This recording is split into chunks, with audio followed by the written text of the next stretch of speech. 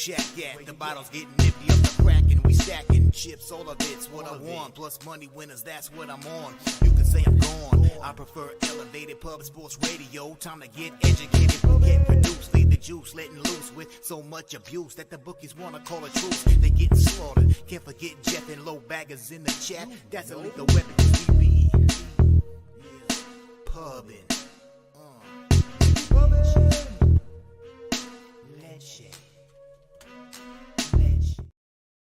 What up, cappers, gamblers, punters, hustlers, low baggers? Great to see all of you here Friday, June 9th. Thank you for watching Betting with the Bag right here on Pub Sports Radio. What a roller coaster ride yesterday was. I remember, when I was a comic, I was like, man, I don't wish this life on anyone. It's just heavy boozing on the road in horrific hotel rooms every weekend. This is worse.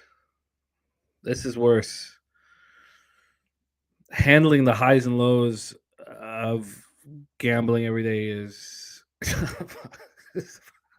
Jesus.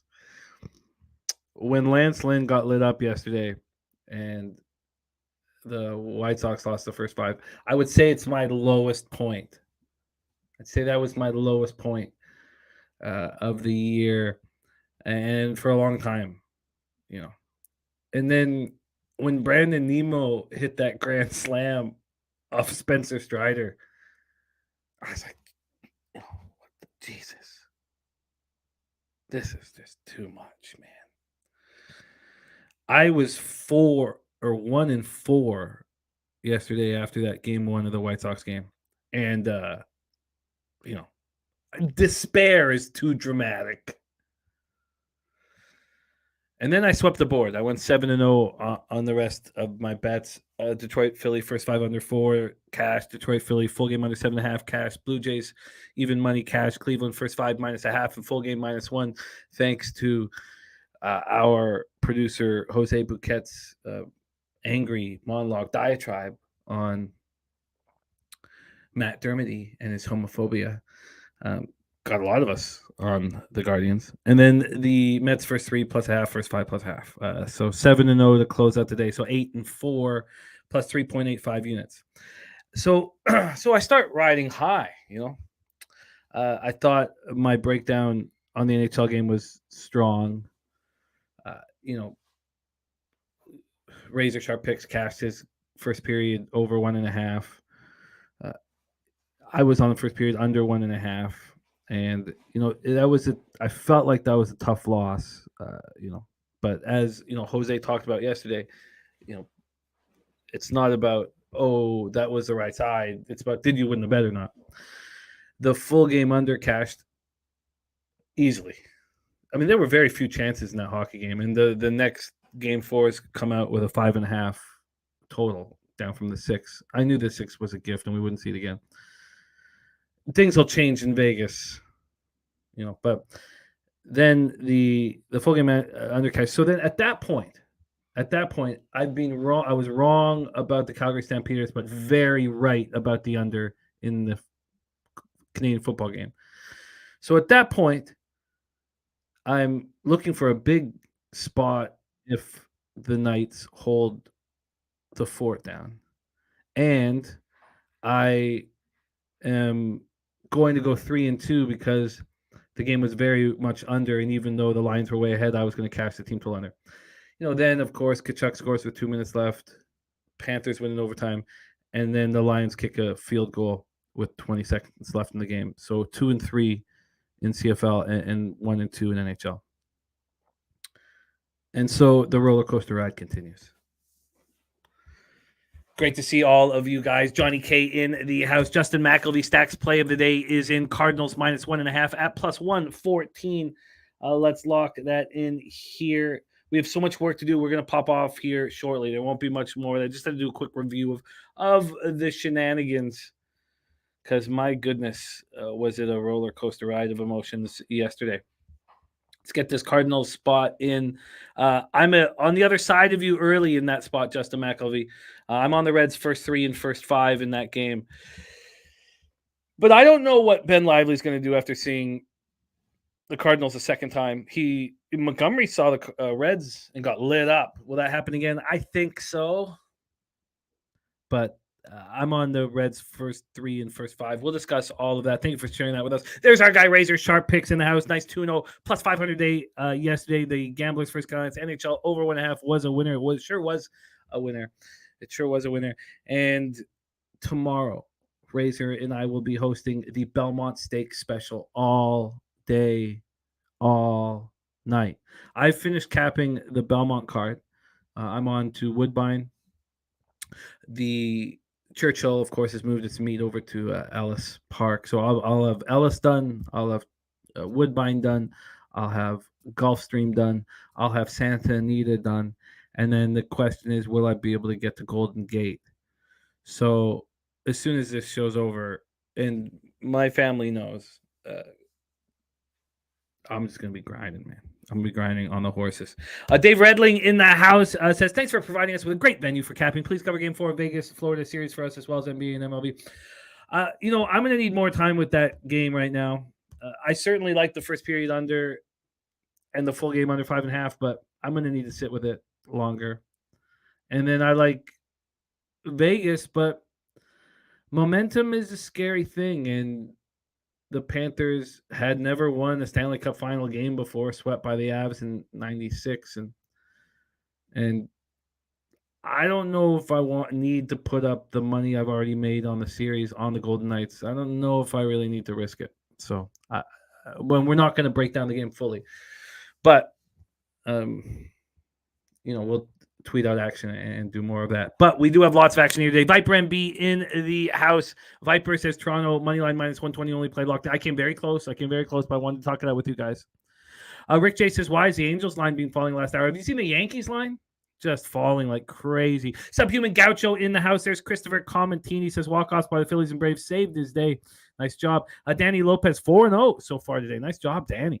Razor says Vegas first periods to the over now 15-2 to the last 17. Michael Johnson says, who do you like in the Belmont?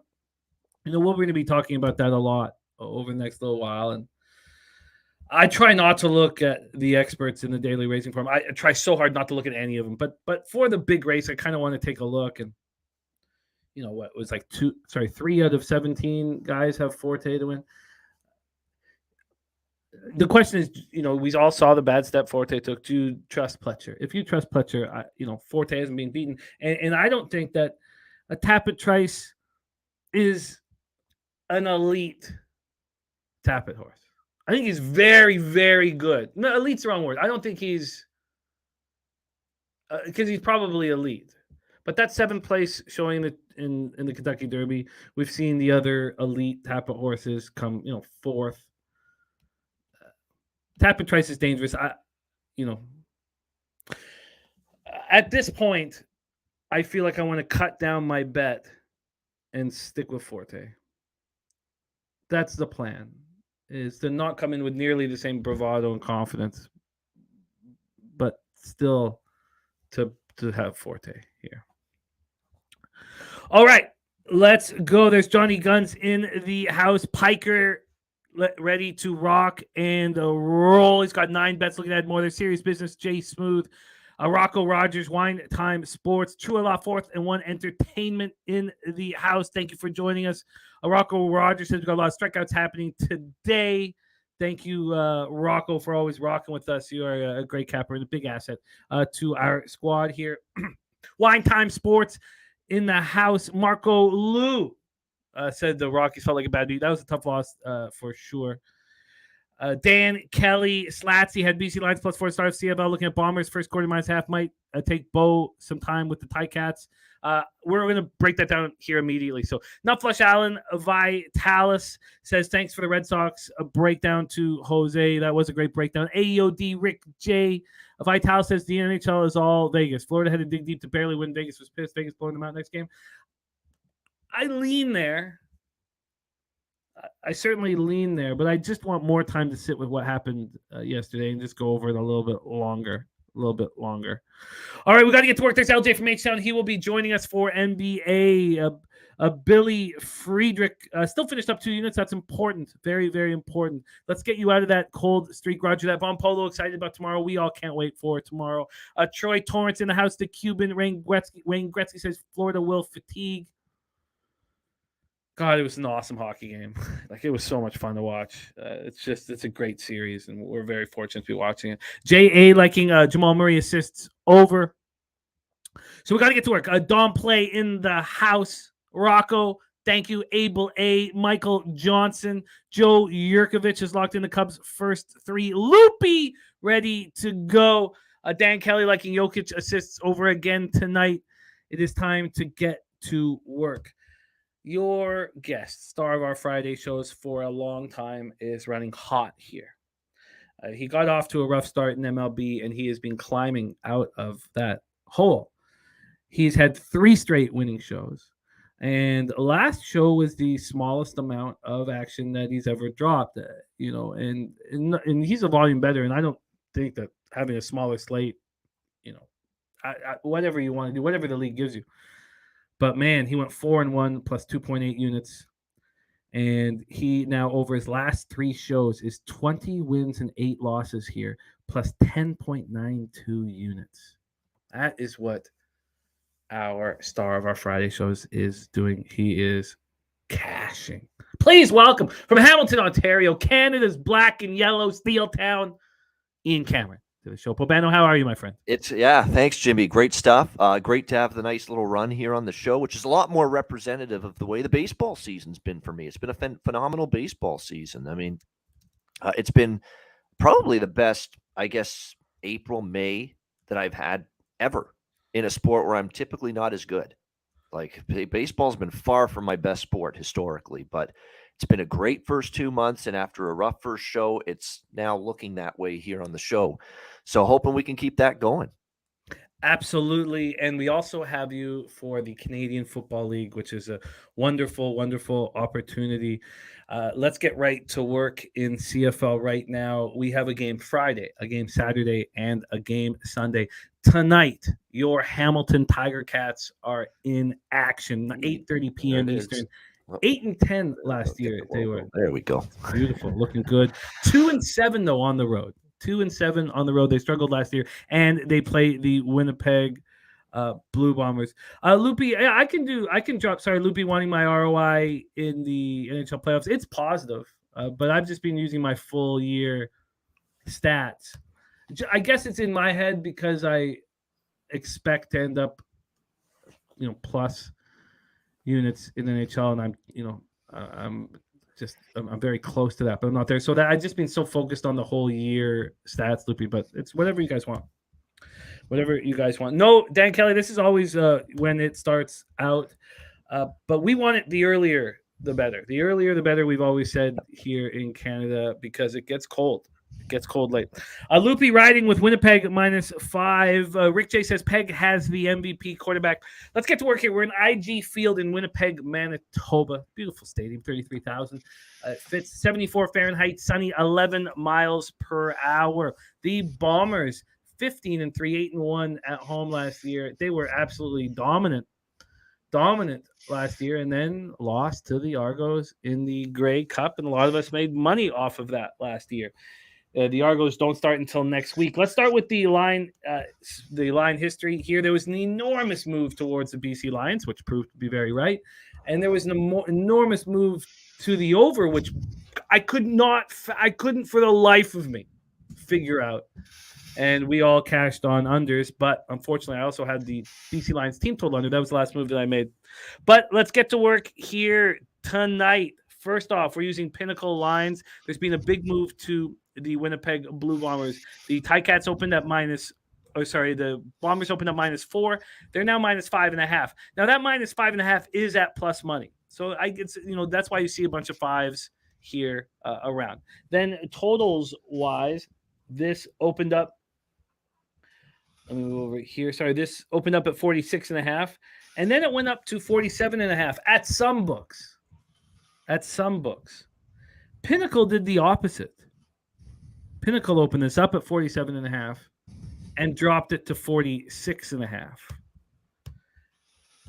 we start yet another CFL season here with the Bombers as huge favorites to win the Grey Cup. Zach Collaros was excellent last year. His receiving core returns. Now, they don't have Michael Couture, their all-star center. He left in free agency, but that offensive line that's been so spectacular over the last few years is back. Collaros looked excellent against Hamilton last year. Also, the Bombers bring in Kenny Lawler from the Elks, and we know what kind of receiver he is. Now, he begins the year suspended due to a drinking and driving conviction back in 2021. It's kind of a strange situation, but that is it. In Hamilton, Bobano and the boys begin the Bo Levi Mitchell era. They also bring in running back James Butler from BC. They bring in Duke Williams, a wide receiver from Saskatchewan. They signed Joel Figueroa, and he's for their offensive line, but he has a knee injury, and Bobano will let us know if Figueroa is expected to be in the lineup. They had a very strong run defense last year, and they've added Casey Sales from Winnipeg. And they bring in linebacker Jameer Thurman from the Stampeders. So we know that this run defense is going to be even stronger. The big question mark that I need Bobano to talk about is the secondary. How many All-Stars are gone from that secondary? Deontay Evans, Jamal Roll, Carriel Brooks.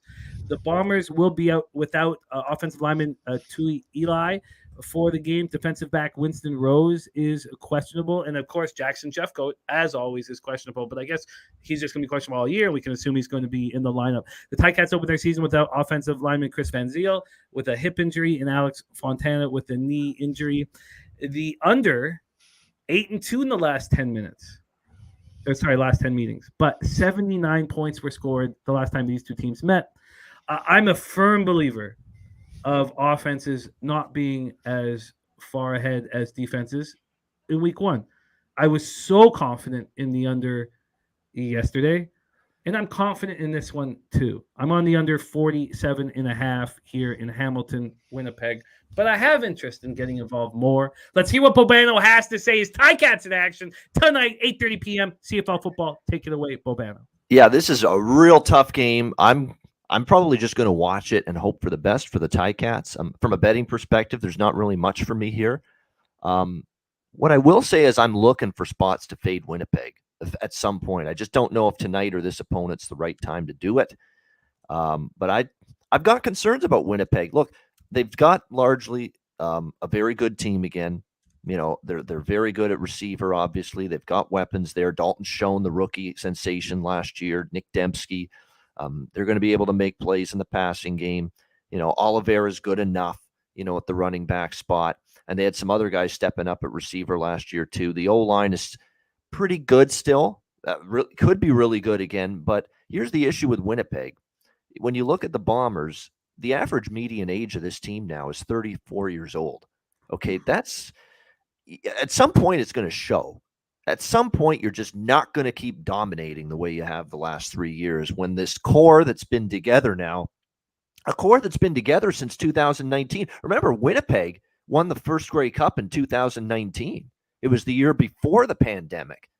So that's 4 years ago. And, you know, at some point, it's going to show up a little bit that this is an aging football team a little bit. Now, again, they've got to stay healthy. They've already got some concerns in their secondary. Winnipeg coming into this season. Their secondary is probably the area of their team that's a little bit uncertain.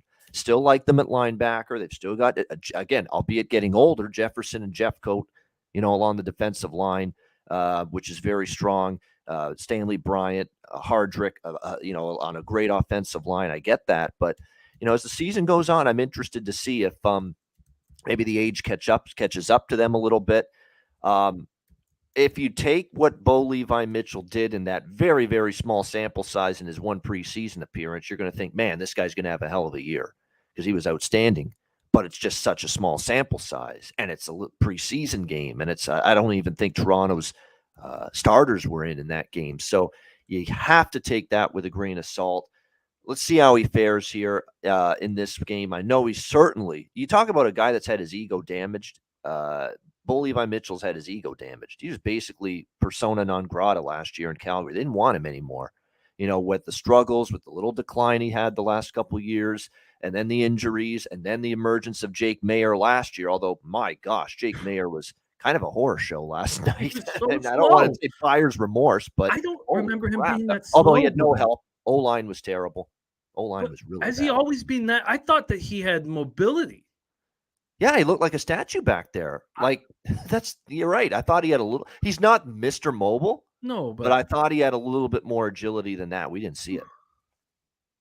it was atrocious. didn't Sorry, I see didn't mean to interrupt, but that keep No, going. it's, I mean, that's so if you're Calgary now, I mean, it's one game. You know, if you're Stamps fan, you know, whew, breathe. It's one game. We have to see more. There's no doubt, but man, that was a rough debut for Jake Mayer last night with the Calgary Stampeders. I think Bo's going to have a great year. I think Hamilton's going to have a very good season. Look, this roster is built to win a Grey Cup. This is on defense, they're loaded.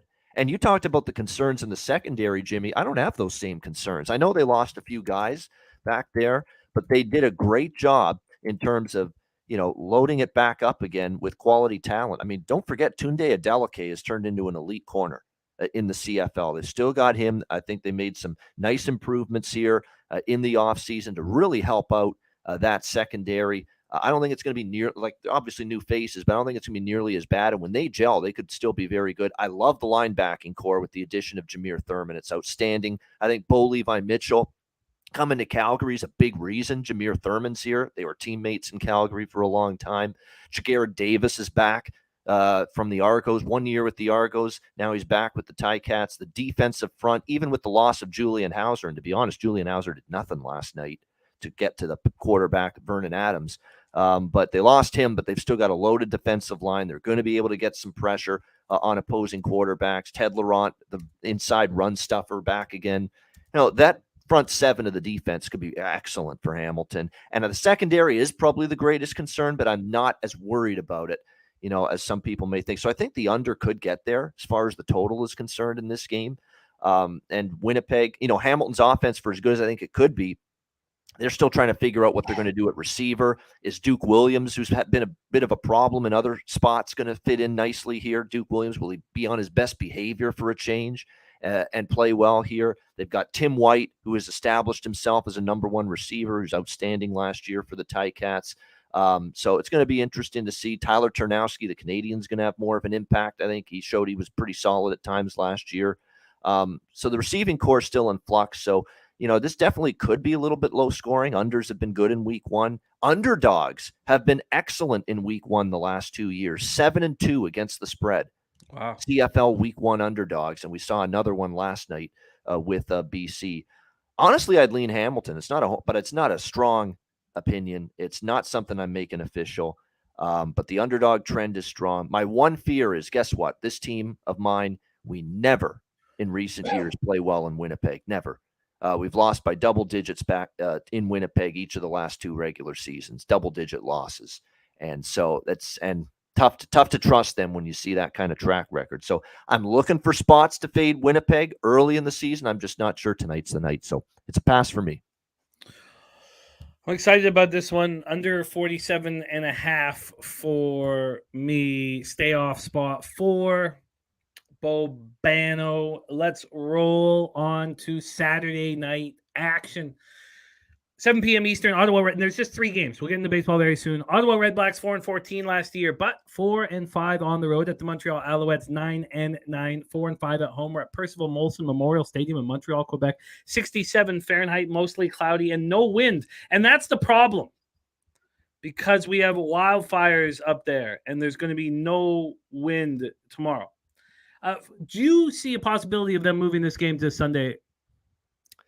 We'll have to wait and see. They haven't made an announcement yet. I heard there's some discussions about whether this game remains Saturday night at 7 p.m. and if it remains in Montreal as well. So that's still being discussed. But right now, I'm handicapping and betting this game as if the game will go in Absolutely. Montreal at this time on Saturday night.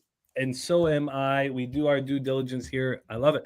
Let's break it down. First off, this opened up with the Alouettes -1.5, and the market has been all over the place. This opened up at -1.5, jumped up to -3, jumped up to -3 here at the Pinnacle. But dropped to 2.5. I saw books go from 1 to 3 to 1 to 3. I mean, it's just been all over the place. Right now, it is -2.5. To give you a better idea, I bet it this morning at -1.5. What, 3 hours ago? So it's all over the place. And we don't know if this will definitely go. This total opened up at 44.5 at some offshores. It opened up at 45.5 at Pinnacle. It is down to 43.5 right now. I'm all over this game. Absolutely all over this game. And by the way, the gift is being handed out by our guy TJ. There's Tease in the house. Great to see you, Tease. Says 5 WNBA games tonight. We're getting paid. And Joe Yurkovich is already locked in the Pirates. And that's the gift as well. So I'm all over this football game. All over it. Toronto was the only team that finished with a winning record in this division last year. Both teams have new coaches. Bob Dice for Ottawa. Jeremiah Masoli will miss the first 2 weeks of the season, and Ottawa will start Nick Arbuckle in his place. I do not trust Nick Arbuckle to get the job done and to move the ball. I just don't trust him at all. Redblacks also will be without star linebacker Jovan Santos Knox. Arbuckle played 12 games last year for the Redblacks, 2,400 yards, 4 touchdowns in 12 games, 4 and 6 picks. I do not trust him at all. Defensive back, Money Hunter, pectoral, Shaq Evans, running back, receiver Shaq Evans, running back, Ante, he's out. Dante Bull is out. Defensive back Sherrod Baltimore is out. They have 11 players that are out in week 1. Montreal is a new coach, and Jason Moss, a standback, returned from injury, and he's excellent. We know that. And now Cody Fajardo is taking over for quarterback for Montreal. We talk about quarterbacks who felt burnt by their past teams. Here is another one. 16 touchdowns and 13 picks for Saskatchewan last season. It was a bad year in Saskatchewan. So, Greg Ellingson with a knee injury and Tyson Philpott with a hip injury are receivers who won't be available for Fajardo. And I am all over this game. I don't know why the Alouettes are only -1.5. I think that there's been this huge vividness bias of what happened last year. The Redblacks being able to win on the road, all the games soaring over, and it's going to cost gamblers this year and early. I'm on the under 44.5. The Alouettes -1.5, and the Redblacks team total under 21.5. Bobano, Percival, Molson Memorial Stadium, Montreal, Quebec. Redblacks, Alouettes, take it away. Yeah, I mean, you're higher on this Montreal team than I am. I don't see a lot I like, quite honestly. I'm lower on the Redblacks. Yeah. With Arbuckle. I think that's my angle more. But sorry, keep the rolling. Injuries are concerning, man, because it's definitely dampened my enthusiasm for Ottawa. And I'd still only take Ottawa in this game, honestly. That is how much I'm worried about this Montreal team. Who are their receivers other than Julian Grant? Who the hell is going to catch the football for Cody Fajardo? That's the big question I've got. Greg Ellingson's not going to play. He's hurt again. What else is new? And yeah, I'm glad Danny Machoch is not in the picture anymore. Don't get me wrong. That's phenomenal that he isn't. But you bring Jason Moss as your option, who sunk Edmonton when he was the head coach there, who Saskatchewan's offense got worse with Jason Moss there as the OC. Hothead, loses his mind on the sideline half the time. This is not the kind of calming influence I need from my head coach. He's not someone I've ever been impressed with as far as a head coach is concerned. And, there's a lot of new stuff going on. Now, Fajardo does have the familiarity with him. I guess that's a little bit of a positive.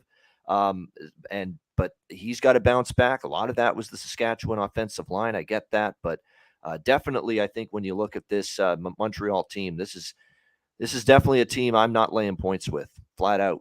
Although I will say that when I started to see who's out for Ottawa, I actually didn't mind considering backing them with Arbuckle here, but now you're starting to see who's out. You've got key secondary players out. You got a couple of linebackers out. You've got your offensive line in flux a little bit. So, to me, there's some real concerns about how many injuries have already accumulated against this Ottawa Redblacks team here in training camp. But I'll tell you what, Ottawa has been a good road team. They've been a good underdog. Even in that bad season last year, they were a pretty good road team and a good underdog. Don't underestimate, too, how they played once Paul LaPolice was dismissed and Bob Dice came on board. That's when they played better football. You can't say Paul LaPolice without giving us the goods. Oh, yeah. Whoop, whoop. That's the sound of LaPolice. Whoop, whoop. That's the sound of the beast. He's on TV now, back in the TSN, studio again this season. But, he's gone, and Bob Dice came in. And, look, they played good down that they played. They love the guy. All the they really, really like this head coach. They want to do well. They played strong. They could have easily tapped out last year. It was a horrible season. And yet down the stretch when Dice took over, you got some excellent performances from Ottawa late in the season, including, a hard-fought, narrow loss to this Montreal team, 34-30 down, and a win against Montreal, actually, in Percival Molson, 24-18, on October the 10th after Dice took over. So This I still lean Ottawa. I like I said, I don't like the number where it is.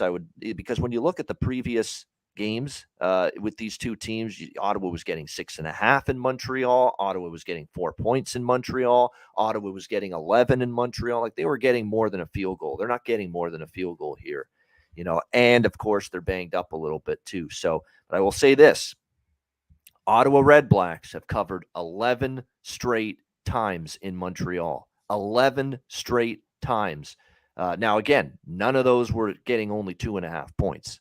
That is important to point that out. They were getting 4.5. They're getting 6 points as a dog, 7 points as a dog, 10 points. They've never been this short of an underdog, probably in all of those games. That being said, I'm not high on this Montreal team, and I ain't laying points with them. This is another pass for me. We will roll on. I also got the Alouettes at -1.5. At -105, so there was even almost no vig on it. I'm excited. I'm really excited about football being back in action in CFL. Those of you who are going to be with us as we cap it this year, remember, it'll just be Thursdays and Fridays when we do it, and it's a 9-team league. You can get up to speed real fast, so don't feel like this is out of your realm of opportunities to cap. Okay. Who was trying to correct me on those lyrics, by the way? In the chat, someone's trying to correct me that I got the lyrics fucked up with that. It is beast. It's not beat. It is. It's the sound of the beast. Yes, Ken was right. I was listening to that song in high school in the late 90s. You don't think I know it was Beast? Oh, come on, man. Lucky Loopy isn't here with us in the bar right now because Bobano would flip the switch. You're questioning his lyrics. Okay, we move on to our final game on the board. So 4 bets for me Friday, Saturday, 0 on Sunday at this point. You guys watched me try to catch a falling knife with the Elks last year. I don't know if I can do it again. Saskatchewan Roughriders 6-12, 3-6 on the road. Edmonton Elks 4-14, 0-9 at home, but 0-9 does not tell the story, Bobano. Do you want to let our friends and fam in the chat have an idea of what the Elks have done at home in recent years? Well, they haven't won a home game since 2019, 4 years ago, which is unbelievable. Now, we did lose a year. We did lose a year to COVID. 2020, there was no CFL season, but that is still embarrassing for the Edmonton Elks. This home losing streak is, I've even lost track of how many games it is. I know it's something like 13 or 14 now. Like, it is absolutely atrocious that they've lost this many games in a row. 17 straight games. 17. Oh, I've shortchanged it. Holy shit, 17. It is unbelievable. And here they are, their home favorites. Can you believe that? They've lost 17 straight at home. They're now home favorites. And they've taken money all week. Oh, man. Saskatchewan was favored to open this game. Yeah, and it flipped. This team allowed the most points and scored the fewest last year. They bring in Eugene Lewis, Kyron Moore, and Steve Dunbar Jr., and they're really excited about their wide receiving group. They're going to score the fewest points in the league after last season. That's going to change in a hurry if this offense on paper is as good as I think it could be. It is possible, and I'm a believer in Chris Jones. Now he's had some time. Kelly Jeffrey is now the offensive coordinator, so that is going to help the other side, the Green Riders. Jason Moss is gone, and Jason Moss, it was just a garbage fire in Saskatchewan last year. Trevor Harris begins his career in Regina. I mean, how many teams are going to pass Trevor Harris around? It's wild. It's wild to have Trevor Harris as your quarterback and think this team can win the Grey Cup. I don't know how anybody would feel that way. Jamal Morrow is expected to be an absolute monster this year. 666 yards, and he missed 8 games last year with broken wrist. And then you have Frankie Hickson right behind him. They have a very impressive running back core, but you have a quarterback who's not mobile at all. And I don't know what to do. I don't know what to do. Maybe you can shine some light. Are you moving in this game? Well, I definitely think that they're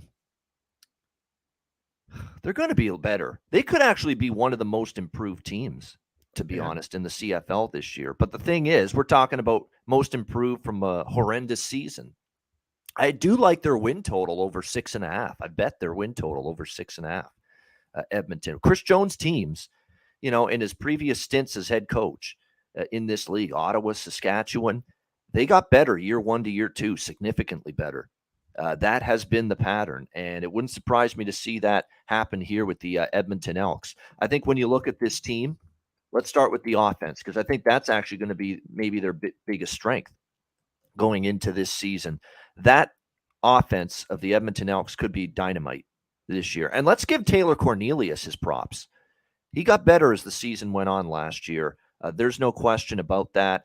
And I think you're going to see more of the same, from him develop, get better. Again, another year as the starting quarterback here for the Edmonton Elks going into this game and going into this season. Now you look at the weapons that they've got. They bring in Eugene Lewis, a top, 2 or 3 receiver in the CFL without a doubt from Montreal. Outstanding addition. They get Stephen Dunbar from my Ticats. They've still got the veteran Emmanuel Arsenault. And don't sleep on Dylan Mitchell. Okay, this guy down the stretch last year, he came onto the scene as a receiver for them, and he was explosive, dynamic, big play receiver, and definitely made a difference, and he's still there. The O-line's been upgraded. There's a lot to like. And Kevin Brown in the running back spot, who had a terrific emergence late in the season as well. Brown and Mitchell at receiver, Brown at running back for Edmonton. Down the stretch, they got playing time, and they made the most of it. They looked really good. So this suddenly becomes an offense that's got a lot of potential to be a big play, explosive, high-scoring offense. Defense, I think, will improve as well going into this season. There's no question. I think, Chris Jones, that's his area of expertise. They might be without one of their key offensive backs, cornerbacks, Aaron Grimes, though, it looks like due to injury, but they bring in Luchez Purifoy from BC to insulate that secondary. You look at the linebacking core, A.C. Leonard, Coney Ely. It's a solid group there, no question. They've definitely got some. Adam Konar was very strong for them last year, the linebacker spot. And then up front, along the defensive line, like I said, it's Leonard, Ely. And don't forget Jake Serezna. This guy played really good. He was actually the one guy on defense last year that played great for Edmonton. And now he's got a lot of better players around him. So that defense is going to be improved. Here's the thing for Saskatchewan, okay? Trevor Harris, when he has time to throw the football, he's lethal. He's very good when he has time, but is he going to have time to throw the football? We know Saskatchewan's offensive line was a shit show last year. It was embarrassing to see how bad the Riders' offensive line was last year. But what I've seen in preseason from them is a little bit of a new philosophy. And that's why I'm so fucking, not impressed with Jason Moss, and why I'm skeptical that it's going to work in Montreal for him. How could he not figure out last year with that brutal offensive line that Saskatchewan had? Don't have the quarterback have a 5-step drop back. Do a quick little 1-2, get the ball out of his hands quickly, short passing game with a horrible offensive line. Somehow Moss couldn't figure that out in Saskatchewan last year. Well, Saskatchewan is going to a quick passing game this year, and the reason is to protect their offensive line and to protect Harris in the process. So in the preseason game, if you watch Saskatchewan against Winnipeg when Harris got some starting time, the ball was out of his hands in 2 seconds. It was a smart game plan, and they went right down the field, marched right down the field against Winnipeg and scored a touchdown. So I actually think this offense has some potential. They bring in Jake Wenicky from Montreal, who Trevor knows very well. They played together with the Alouettes. There's good chemistry there. That O-line is still an issue, and even Craig Dickinson said It's still a work in progress. But the fact that they are hell-bent on going to this quick passing game, get the ball out of Trevor Harris' hands quickly, it's going to benefit him and probably benefit the offense. So I like the total in this game. I certainly would have been interested in Edmonton as a dog. I mean, I don't think I can stomach laying points with them now as a home favorite when they've lost 17 straight at home and haven't won here since 2019 at Commonwealth Stadium. But I am going to take the total. It probably is my strongest look this week in the entire CFL Week 1 card. I know unders have been pretty good in Week 1 long term. Going back several years, and we already saw an under last night, but not every game, in my opinion, here in Week 1 is going to go under the total. And to me, this is the game that's got maybe highest scoring game potential this week here in the CFL. So we're going to take Saskatchewan, Edmonton, over 45 minus 118 at Pinnacle. Over 45 at minus 118. Being a lot of movement in this game, as Bobano said, it opened up at Pinnacle plus 2.5, now -2. After the breakdown, seeing this market, I really think that the over is in play. I also think that the Elks are going to win. And the question is, do you want to make a bet on the -2.5 when you could have got +2 if you were on this earlier? That's the question. I'll throw the money line's reasonable still. I'll throw in because I did bet Edmonton like at the good number early in the week. The money line's -130. I will add Elks -130 to my card as well. I'm going to move on the Elks. I do like that. -1, but I'm doing the money line -130. No shenanigans. I don't want to risk a 1-2 point loss costing me. Or 1-2 point win, I should say. This is the lone spot where I'm not on the under, the lone spot here, and maybe it's a move that I should join you on the total. I mean, there has to be a reason why I wanted nothing to do with the under, and it's gone up, up. So I'm interested. We got you -113. The only over I really loved was this one. I kind of like the Calgary BC over, and of course that stayed under. And I could make a case probably for over or under in the other two games, Hamilton, Winnipeg, or Ottawa, Montreal. I think Ottawa, Montreal is probably an under, but the problem with that total is a 43.5. That's really low, for a CFL game. Yeah, Slatsy's saying come to the other side. Okay, I'm very interested in both of the spots that you're on. Slatsy vouching for it as well. A lot of people in the chat as well. So I think that I will add that. And Pinnacle hasn't even moved it to 2.5. So, but the Bet 365 has this -2.5 and -120. Maybe I should bet it during the show. But I like it. Great breakdown. Let's review all action here. I'm on the under 47.5 in Hamilton, Winnipeg this evening. Tomorrow night, I'm on the under 44.5. That's moving down. I'm on the Alouettes -1.5, -105, and the Redblacks team total under 21.5. And then Bobano's on the over 45 in the Elks money line, and I'm thinking of joining. I'll take the 2.5, and I'm thinking of joining. I'll probably do that here. Here while the show's on. All right, that is CFL. Let's move on to MLB. What a roller coaster ride. I lost with Minnesota first 5. It was 1-0 Twins going to the bottom of the 4th. I guess you should just never bet against the Rays. I lost with the White Sox first 5. I cashed White Sox full game +120, but I lost the first 5 under 4 and the full game under 8. Believing in Lance Lynn is just been an atrocity. So I'm sitting there 1-4. Then I swept the board the rest of the day. Detroit, Philadelphia, first 5 under 4 cash. Detroit, Philadelphia full game under 7.5 cash. Blue Jays, even money cash. Cleveland, first 5 and full game -1. Great breakdown by Jose Bouquet, cash. And then the New York Mets, first 3 +0.5 and first 5 +0.5 cash. We need a whole lot more cashing. Let's get to work in MLB. Thank you guys for joining us again. Bobano, over his last 3 shows with us, now 20-8. Plus 10.92 units.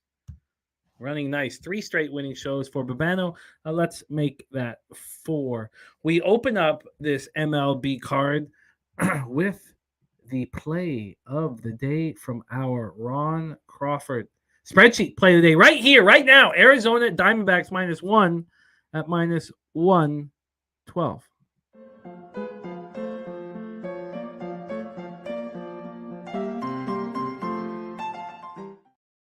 Here we go. We're at Comerica Park in Detroit, Michigan. I should refresh all these things that I've had up for so long, but let's start here with the weather. I guess I cut that from here, but first off, we'll let Ballpark Pal get it started here because I got to get Swish up here, and I got Swish. I like to start with Swish first. It just gives me a better sense of what the hell's going on. We're at Comerica Park in Detroit, Michigan. It is 83 Fahrenheit, 11.4 miles out to right field, dies down to 10.1 miles per hour. Now, surprisingly, this is given is that right? Let me make sure I got all this stuff. Yeah. Wow. Surprisingly, it's a very different feeling here at Ballpark Pal. They have minus 27% home run rate and minus 3% run rate. That's wild. You would look at that weather and think that is very offensive. There's BJ with his best bet, joining us with a best bet. Abel A coming off a 2-0 day yesterday. Wow, look at that. Best bet, Miami Heat money line for BJ. We're going to talk about that with LJ from H-Town here. Rick J is on Arizona first 5 minus a half. Let's get into the market analysis here. So I should have had this done already. Let's move over to MLB, and we'll have all this set up here. First off, we'll start with the money line at Pinnacle. This and you guys know what I think of Lorenzen and Merrill Kelly. These are two pitchers that I absolutely love. And this opened up with Arizona minus 135, and there was a little bit of movement last night, and then it stopped at 11:55. There was a move back to Detroit, and I didn't know what was going to happen here. There's been an 11-cent move to the Arizona Diamondbacks. Let's take a look at the total in this spot here. We have it opening up at 8.5 at some offshores, and I could have moved on the under 8.5. It was available for me, but I didn't realize. So it went from 8.5 to 8, and then it went back up to 8.5, and it was under 8.5 minus 120, and I didn't realize it only lasted there for 9 minutes. That scared me off. I tried to think, what are cappers seeing here that makes them want to move on the over? It went right back to under 8. Now it's to 8. It's juiced to the over, but we've dropped a half run, so we've gone down a half run, which I expected, and we have an 11-cent move towards Arizona. Let's see what the cash flow then is for our first game on the docket here. We have 31% of the tickets and 75% of the cash on the Detroit Tigers. Then you have 80% of the tickets and 84% of cash on the under. Is that enough? Is that enough? JPZ, it's under minus favorites under minus 6 in the NBA Finals. Minus 6 and under favorites was the number. And it's actually 74-0 straight up. I believe there's been 2 pushes. I believe it's 72-0-2 on the spread. That's it, Jay. Joe Yergovich says a Ballpark Pal now takes into account the batter's hitting profile. It's not just weather. Viper says I like, and that makes sense, Joe. Viper says I like the under here, but hard to bet it. Merrill Kelly, 7-3, 2.80 ERA, 1.08 WHIP, 77 Ks, 28 walks, 7 home runs. His last start was great. 3-2 win at home over the Braves. We've seen what the Braves have been doing with the sticks. 7 innings, 5 hits, 2 earned runs, 2 solo shots, 8 Ks, 3 walks. He's been even better on the road than he's been at home. 4-0, 1.63 ERA, 2.08 opponent's batting average. Michael Lorenzen has been doing what I expected him to do, what I told you he was capable of. When he signed that big contract, I was like, you got to trust it, man. And 2-2, 3.21 ERA, 0.99 WHIP. He's been excellent. 41 Ks and 12 walks, and 53 and a third, allowed 6 home runs. His last start, 2 extra inning loss at the White Sox. He was excellent. 7 innings, 2 hits, 1 earned run, 6 Ks, no walks. At home, he's been lights out. 2.66 ERA, 2.16 opponent's batting average. Diamondbacks are hitting righties, 257, 779 OPS since May 1st. Tigers versus righties, 221, 644 OPS. I'm not going to go into the June stats for a while, at least another week. For me, I like a bigger sample size than a lot of other cappers. That's just the way I like it. Diamondbacks bullpen since May 1st been very good, 3.56 ERA, 1.35 WHIP. Tigers bullpen, 3.49 ERA, 1.36 WHIP. Bobano, take it away. The floor is yours. Ron Crawford has let us know the spreadsheet play today is Arizona -1. Do you also like Arizona here?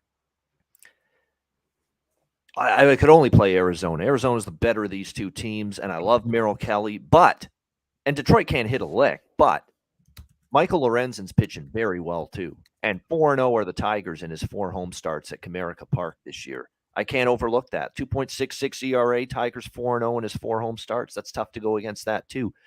I have 2 bets though on this game. I have dual strikeout props for both of these pitchers here in this game. That's the way I'm approaching it. I'd certainly lean under, but I like both of these pitchers as far as their K props are concerned. For Merrill Kelly, it's over 5.5 strikeouts, minus 142 at the score bet. We're going to take that. He's been a strikeout machine. Detroit, one of the worst teams in all of Major League Baseball in terms of strikeouts per game.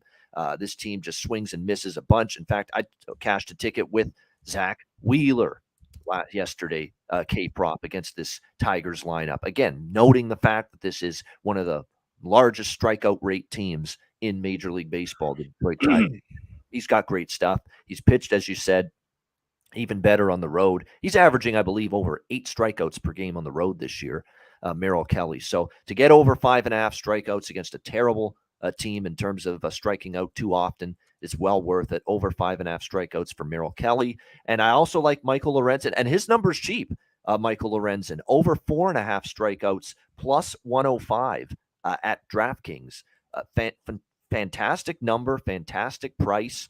You look at Lorenzen at home, as I said, not only the 2.66 ERA and the 4-0 record, but averaging 6.85 strikeouts per game here at Comerica Park this season. Michael Lorenzen. And again, he only needs 5, to cash this K prop. And you also look at recent starts for Lorenzen going into this outing here. He had 6 in his last start. He had 4 against the White Sox, so he would have stayed under, but he also had 5 against Kansas City, 7 against Pittsburgh. I'll take my chances at plus money that he can get over 4.5 strikeouts. So there we go. We got strikeout props for both starters in this game. Can you give me the juice again? Kelly over 5.5 at what? Minus 142. And we've got Michael Lorenzen over 4.5 plus 105. Plus 105. I'm asking the same question as Piker. Do we move on the under on this spot, or is it too public? And the Tigers bullpen was heavily utilized yesterday. And the Diamondbacks bullpen has been quite good of late. So I would like to focus on the first 5. Now, this is a 4.5 at minus 125. I would like to see what's gone on first 5, because we've seen it drop a half run, but it was pretty suspect that it dropped to 8 and then jumped back up to 8.5. Here, it dropped to 4.5. It dropped to 4 at 8:04 a.m. and came back to 4.5. But we still had a big move on the under 4.5. Mike likes the Yurfie here. Makes me a little nervous, but I think that I need just to go ahead and bet this first 5 on. I trust and believe in both these pitchers. The Diamondbacks are 5-0 in Kelly's 5 road starts. The Tigers are 4-0 in Lorenzen's 4 home starts. So something's got to give tonight. Well, I'm going to move on this first 5 under 4.5, and I'm going to bet it here quickly. Ramon Granillo likes the Nerfy here, and we have Mike M liking the Yurfie here. So I'm going to bet this, and I fear that this goes back to 4 again. Let's just see what Bet Online is doing with it as well. See if I can get better. It's minus 124, Pinnacle minus 125 at Bet 365. That's a big 16-cent move. And you know what I found out that I love about the strikeout props? Because this happened to me earlier this week. I forget who the pitcher was, but he gave up like 6 or 7 runs, and I had, I think, over 5.5 strikeouts. He still got to 6 strikeouts. It's a beautiful thing. The guy can get rocked, and I can still cash a strikeout prop. It's what I love about him. I'm going to move on this first 5 under. First 5 under 4.5, and I'm going to bet it here shortly. Yeah, that would make sense. Yep. Markel on the Diamondbacks minus 2. Let's move on. And while we're hearing Bobano's breakdown, I'm going to see if I can get this in. 6:40 p.m. Eastern next up for us. Now, I tell you what, because you guys know I have the Friday morning radio show here in Toronto. This was the first spot that Kelly Lorenzen spot I was going to move on. But when I saw it move back up to 8.5, I was like, let's talk that out with everybody. And I feel fine that we've done that. And here we go. Game 2. Texas Rangers 40-21, 19-12 on the road. Tampa Bay Rays 46-19, 29-6 at home. Tropicana Field in St. Petersburg, Florida. I am one of the few people who does not believe the Rangers can possibly keep this up. And I don't know what it is now, but as of like 10 days ago, their average with runners in scoring position was the highest, I believe, since the 32 Yankees, I believe it was the highest that we've ever seen, in almost 100 years. And I simply just don't believe that will continue. I don't. So, last year when the Blue Jays were 500, they were the worst team that we'd seen in years and years and years with runners in scoring position. And I was like, it's just not going to stay that way. It's just not going to stay that way. Now, I took too much into it. I was like, look, that means the Jays are the best team in the league. It's so stupid. But I did think that the fact that they were one game over 500, 2 games over 500 with the tough schedule they had when they're hitting like 160 with runners in scoring position meant that they were a very good team. And I took that a little too far. But I'm one of the few that don't believe here in the Texas Rangers. Their bullpen has been an absolute mess, and these things are going to catch up to them. Now, will they catch up to them here? Andrew Heaney on the hill for the Rangers, 4-3, 4.03 ERA, 1.26 WHIP, 60 Ks in 58 innings, 9 home runs allowed. Last start was ugly, but it was a huge win for them. They won 16-6 at home. He only went 3 innings, allowed 6 hits, 5 Ks, 4 walks, racked up a lot of pitches. He's been excellent on the road, 1.82 ERA, 167 opponent's batting average. We're only talking about a sample size of 24 2/3. Then we have Tyler Glasnow. He's only had 2 starts this year. The first start was at home on a pitch count versus the Dodgers. He was excellent, 8 strikeouts and 1 walk. He was at times he looked excellent, but he did allow 3 earned runs and 5 hits. Looked even better at Boston next start, 5 1/3, just allowed 1 earned run, 6 Ks and 3 walks. Rangers versus righties since May 1st, 279, 789 OPS. Rays versus lefties, 292, 913 OPS. Rays are smashing lefties. Rangers bullpen and Rays bullpen both being suspect. We have an excuse sort of with the Rays bullpen in that 20-run game against the Jays. But look, this is a sample size from May 1st, 5.22 ERA, 1.48 WHIP. Let's take a look at the total here. This opened up at 8, and it moved up to 8.5 at 10:29 this morning, and then immediately back down to 8, and then 15 minutes later back up to 8.5 where it stays. So we have a half-run move to the over. Let's take a look at the money line here for Rangers. Rays, 1 second. Here we go. This opened up with the Rays sitting at minus 163. Right now they're at minus 164. But there had been for hours, like literally up until 11:14 a.m., a real market move towards the Texas Rangers, a real legit move towards them. Piker is on the Rangers at plus 155 today. Says statement series, sharp play. Dav Fence on the over 8 in Rangers Rays. Troy Torrance says, when I watch Glasnow pitch, I see a future Cy Young Award winner. Let's take a look at the cash flow here. I forgot, and it's my fault, I forgot that I was asked to touch on the money once again in the last spot here. Jake Fagan asked me to touch on the splits again for the last game. Just to remind you guys, it's 31% of the tickets, 75% of cash on the Tigers. Feels like sharp money on the Tigers.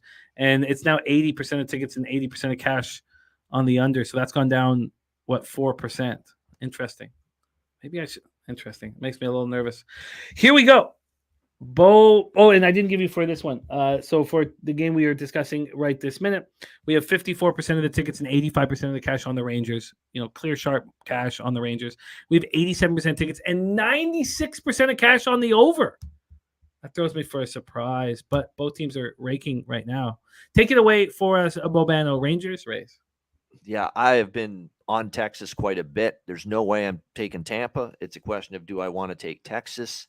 I will note Tampa Bay, the last 10 games against lefties, not great. 194 average. The last 10 games against left-handed pitching. So they've had some issues all of a sudden a little bit.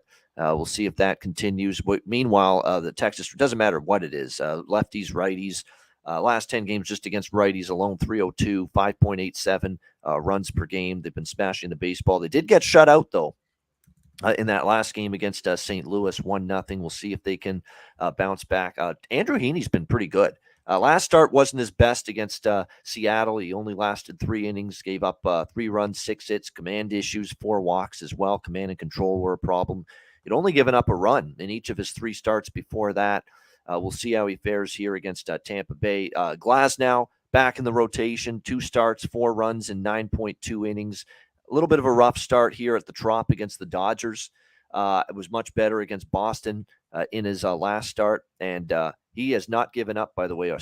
Now, again, 2 starts against Texas, both of them. One was 2018, one was a couple years ago, so teams are a lot different, but hasn't given up a run in 13.2 innings against the Texas Rangers. This is just a great game to watch, in my opinion, and nothing really for me from a betting standpoint, but I'm sure as hell not fading Texas, especially at this price. There's our guy, Community of New Knowledge. Excellent work yesterday, DC Capper. Yeah, I'm going to stay off this spot as well. I don't, I see, if we're just following the sharp action or the perceived sharp action, we'd be on the Tigers and the Rangers. I don't think I want to do that to start out my day here, but I will respect it. And I will stay off of it. AOD says, where is his brother, Sweet Tea Tits? He'll be here. And Noli knows. Look at that. Noli knows. Dead nuts under, he believes, a Rangers Rays with 96% of cash on the over. One thing that Noli does, and Bobano in a similar way, the market moves against them and they show no fear whatsoever and usually bet it again. That is our similarity and our little thing in common with Noli. You're right. We don't give 2 shits about the market moves. Arizona, Detroit, first 5 under 4.5 for me off of Texas, Tampa. Respect, Jake. Thank you for supporting the show, my friend. And look at JA's on Rays first 5 Texas run line. All right. We move on. 7:05 p.m. Eastern, Boston Red Sox. 31-32, 14-16 on the road at the New York Yankees, 37-27, 20-15 at home. We're at Yankee Stadium in the Bronx. Let's start with the weather here in the Bronx. We have 71 Fahrenheit, 7.8 miles per hour out to right center, dies down to 6.2. We have plus 9% in home runs and minus 3% in runs today, according to Ballpark Pal. Yes, the spreadsheet play today came out. Mo Harris, it's already out and it's already being discussed. It is, I'll pop it here in the chat, Arizona -1 at -112. Rocco Rogers says Whitlock does not project well here. Well, this was a fishy line last night, and it's become even more fishy with this big move towards the Boston Red Sox. Let's pull up the line history so you guys can see it in action. We have, here we go. Sorry, the total from a total perspective and from the money line perspective. I'd prefer to start with the money line. We have a huge move to the Red Sox. While I thought that opening line was fishy, but the Yankees open up with their ace, Garrett Cole, on the mound at -159. The market moves towards them at first very slightly. Now they're at -144. 15-cent move to the Boston Red Sox. From a total perspective, we have very little movement, but there was movement at 8 in the morning. This went up to 8.5 for a little bit, back down to 8, then went up to 8.5 for a little bit. It's now sitting at 8. So we've had a 3-cent move to the over and a huge move to the Red Sox. Let's take a look at the cash flow and see if it all correlates here with Yankees, Red Sox. We have 61% of the tickets and 63% of the cash on the New York Yankees. What a red flag this is. This is absolutely wild. And then we have 52% of the tickets and 97% of cash on the over. Thank you, Tease, my man. I will do that right now. Garrett Whitlock, 2-2, 5.61 ERA, 1.29 whip. What are they seeing in Whitlock? He looks bad to me. Last start, 4 2/3, 4 runs, an 8-5 win at home versus the Rays, 6 hits, 5 Ks, 2 walks. Garrett Cole coming off a spectacular start at Chavez Ravine against the Dodgers, 6 innings, 1 earned run. He left early because of cramps. 2.8 2.82 ERA, 1.13 WHIP. At home this year, he's 4-0 with a 2.76 ERA and 186 opponents batting average. The Red Sox aren't hitting righties, 258, 728. Yankees aren't either, 241, 748. I mean, it's decent. And then Red Sox bullpen has been bad of late, 4.43 ERA, 1.35 WHIP, while the Yankees bullpen been very good, 2.72 ERA, 1.18 WHIP. We're talking the Boston Red Sox, so let's bring in a ringer who knows this team inside and out. Star of Say Hey plays of the day, and he's already moved on this game, moved on it last night, and wow, did he destroy the market move. Please welcome to the show, Jose. Somebody please wipe the blood off my tits, Bouquet. Jose, how are you? Doing well. As soon as I saw the picture on the other squad, I knew what the bet was, and it doesn't take a rocket scientist to figure this one out. Are you surprised at this huge market move towards the Red Sox? No. Why would I be? This fucking team doesn't have their best player, and their best pitcher sucks against the Red Sox. Sucks against everyone in the AL East. Were we surprised? I told everyone that fucking Aaron Judge had a broken toe fucking 3 days ago, and he was going to go on the IL. And they said, oh, it's sprained. I don't believe you for a fucking second. That thing is broken as hell. We know that. Yankees lose today. I fucking can't wait for this game. A tale as old as time. Garrett Cole losing against the Red Sox. Wow. Absolutely wild, and I love it. Let's hear what Bobano has to say about the storied rivalry, Red Sox-Yankees. I'm on Boston too, believe it or not. Yeah. Time. So Garrett Cole's walks per 9 have gone up. Garrett Cole's strikeouts per 9 have gone down. His xFIP is up. His xERA is up. And not just a little bit, a lot. And so even though the base ERA still looks good, I think what we saw from Garrett Cole, I believe his last start wasn't the best. I think it's a sign of things to come. This is not a guy pitching at his absolute best. And he's gotten by with a little bit of luck, if you will, at times. And Boston's just had really good success against him historically. There is no question about that. And multiple Red Sox hitters have done significant damage. I mean, right now, there's the Red Sox in terms of OPS and batting average lifetime against Cole. The numbers are really good. Really, really good here. So it wouldn't surprise me to see Boston put up some runs here against Cole. And like I said, with Cole, and that last, like his ERA in the last 3 starts is 5.82.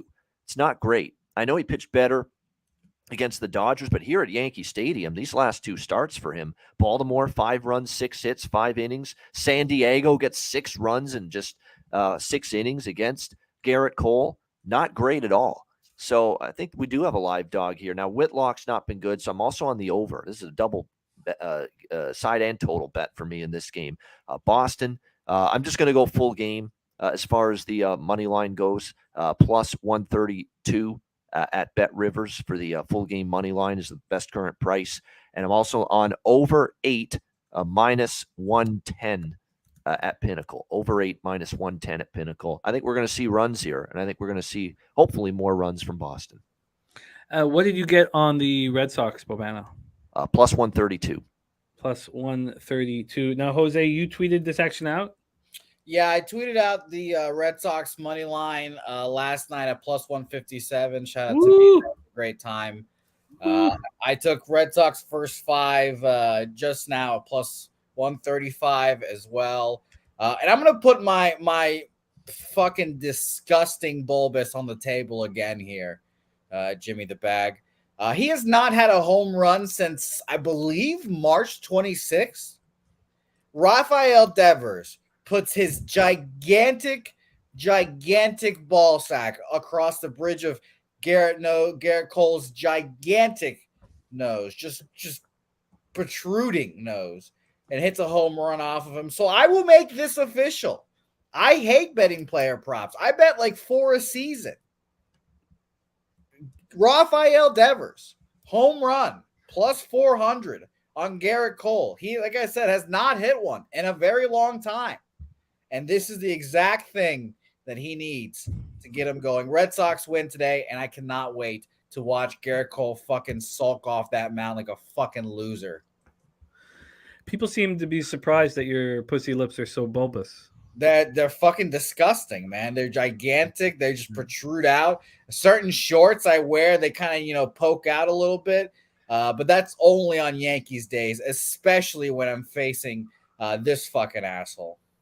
We only use bulbous for two things: shrimp and pussy lips. Yeah.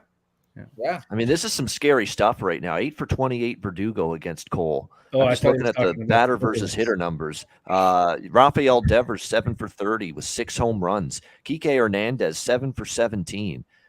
There's just 3 for 6 Justin Turner against Garrett Cole. So there's multiple Red Sox hitters in this lineup that have done damage against Garrett Cole. And if you fancy another player prop, I don't want to get too over my heels. Another player prop that I enjoy this game, Alex Verdugo. Benched last night because he didn't hustle out a ball, which is, kind of questionable, whatever. But he's had a great year this year. Benched last night, had to watch a homophobe take the mound and fucking suck it up. And we cashed all of our bets because of it, thankfully. Alex Verdugo, total base is over today. Think he gets a double today, has an impact immediately in this ball game. I can't understand why, if there would be 97% of the cash on the over and it not moving. That's what scared me. I also too always lean over on Red Sox Yankees games, but the line not moving an inch and all the money on the over concerned me for sure. And as usual, no concern for me. Exactly. Let's go. It's also in the 97 percentile, which we've seen, negative ROI on. As usual, no concern for me. And also, Jose's bulbous pussy lips, no concern at all. No, they're going to protrude out, and I'm going to smack Garrett Cole in the face of them. Thank you, Chocolate Water. Chocolate Waterfall understands. Yeah, I love Chocolate Waterfall, man. Thank you. Yeah, she's got your back, man. Respect. All right, let's move on from Jose's giant lips and move on to the next game on the board. I have a say hey and then Houston, Cleveland, by the way. For you. Perfect. Okay, beautiful. All right. And I believe no team for Garrett Cole does he have a worse ERA against than Boston, 4.4 lifetime ERA against the Red Sox. Don't think he's got a worse ERA against anyone else. And and Troy says the total doesn't move because the standard deviation in total runs is so small. There we go. Joe Yurkovich says Red Sox will come to play, but he wants to fade Jose's junk. All right, we move on. I'm off this spot. Bobano on the Red Sox plus 132 and the over 8 minus 110. Jose tweeted out the Red Sox last night at plus 157. He added the first 5 plus 135, and he has Devers home run at plus 400. Let's move on. I've made 5 bets before. Now I have 6, but one was made during the show. But I made 5 bets last night, and I tripled up on this next game. I'm a little nervous to see where the line has gone. And I got in late, even though I bet it last night. Kansas City Royals, 18-44, 9-21 on the road at the Baltimore Orioles, 38-24, 17-12 at home at Camden Yards, Baltimore, Maryland, Charm City. We'll start with the weather here in Baltimore. Let's get this move over here. Start with the weather here in Baltimore. 68 Fahrenheit, 7.7 miles per hour to right, down to 63 Fahrenheit by the end of the game. And it stops blowing out, starts blowing left to right. Plus 7% home run rate, plus 1% run rate. Rocco Rogers play of the day here. Tyler Wells over 5.5 Ks at minus 135. Rants now leaning over to the Red Sox here. But let's break this down. Royals, Orioles, Camden Yards, and Baltimore. I moved on 3 bets. But the main bets are the Orioles, first 5 minus a half at minus 120, and the full game minus 1 at minus 139. And then, of course, when you make a move, you wonder, how could I lose this spot? Joe Yurkovich has 50% of rain here in this one. Let's see if RotoWire has this game in red. When I looked at the weather, I thought that it was going to completely miss the storms. But let me just check that again and see if that has changed here. Let's see if it's in red. I hope it's not in red because it is in red. So, yeah, 50% chance of rain. Let's go over that Baltimore weather from the Weather Network. Baltimore weather here. I thought it was just like clustered thunderstorms, but let's do this here. So we have. I don't have. Oh, the chance of showers are at 3:00. Okay, so I don't think we're involved in any issue here at all. Daniel Lynch, I'm high on. I've always been high on Daniel Lynch. I've always been high on these young pitchers on Kansas City who we thought were going to be better than they have been. But Daniel Lynch was one of them. He's had 2 starts this year. His first start was a win at home versus the Nationals. Nationals been raking lefties. He went 5 1/3, allowed 2 earned runs, 6 Ks, 3 walks. His next start was at home versus the Rockies. 5 innings, 5 runs, but only 3 of which were earned, 7 Ks and 1 walk. The only way I think I lose this bet is if he's lights out here, because the Orioles are not hitting lefties. 236, 692 OPS since May 1st. So I also moved on the first 5 under 4.5 and -120. That's the only way I see I'm losing this, because I love Tyler Wells and I love what he's doing this year. 3.29 ERA, 0.85 WHIP. Coming off an 8-3 win of the Giants when he went 5 1/3 and allowed 2 earned runs, 9 Ks and 2 walks. He's been lights out at home, 36 2/3, 2.45 ERA, 185 opponent batting average, 40 strikeouts and 5 walks at home. So I love this spot. Now let's just see and hope that this is all, going with me and even moving further towards the Orioles. I talk about how my ROI went way up when I stopped talking about what happened yesterday and not believing that this is a team sport, baseball. But if you do, yesterday was a big day for the Orioles. And I think that they're going to keep rolling. We've had to move back to the Royals. That bothers me enormously. A huge move back. Oh, God. So this got up to -187 at 9:56 a.m. The move happened at midnight. There was an 11-cent move, which I believed in, and now we've come back. So there's been a 13-cent move back since the peak at 9:56 a.m. So overall, we've had an 11-cent move to the Orioles. That's not enough for me. That makes me quite nervous. Total-wise here, let's see if we've got to move back up. We have this opened up at 8.5. It quickly went to 8. Well, after 2 hours and 2.5 hours, went to 8. It stayed at 8, went back to 8.5 at 9:38 this morning. Then 8, and now it's back at 8.5 again, juiced to the under, which means I have to look at the first 5 and see if I've put myself in a dangerous situation here. I like this Orioles ball club. I think it was a big comeback to not, lose badly that series. And right now, the over 4.5 was opened at even money, and it's now -105. So, we've had a move. Now, this under 4.5 got up to -122 at midnight. So I'm a little nervous about the buyback. Let's hear what Bobano has to say. Take it away for us here. We'll play of the day from Rocco Rogers, Tyler Wells over 5.5 Ks, Royals, Orioles.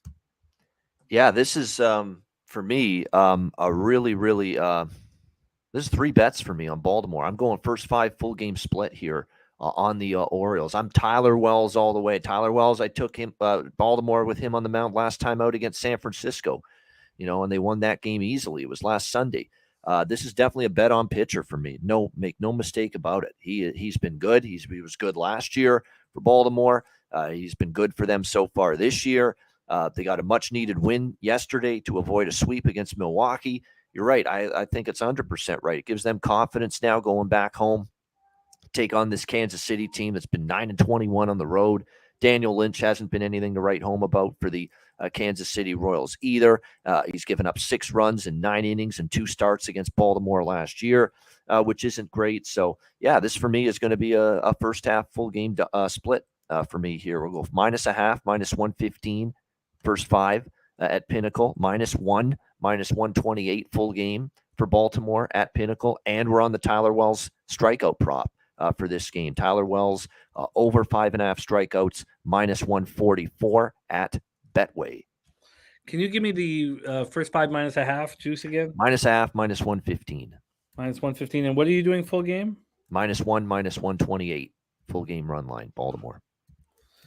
Yeah, you're getting a much better -1 line than I got, which makes me uncomfortable. Wally, thank you so much. And the strikeout prop for Wells, too, over 5.5. Yeah. Thank you for sharing your NASCAR action with us. Wally's been doing excellent in NASCAR, so keep an eye on him when he drops in the chat. Thank you for taking the time to do that for us. And Troy, here, we just build the -1s.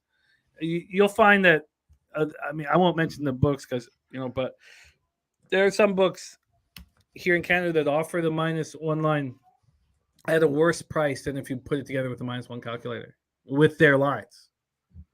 So just use that. You'll find that it's very, very helpful. Very helpful. Okay, so there you go. Bobano and I both believing in the Baltimore Orioles here. He's a secondary bet. Wells over 5.5 Ks, and mine is the first 5 under 4.5 at -120. All right, we are going to, and Piker had this cap north of 200. Also, yeah, it makes me a little nervous. Scotty Foster, anybody who just wants to build the -1, we were given the zcodesystem.com from,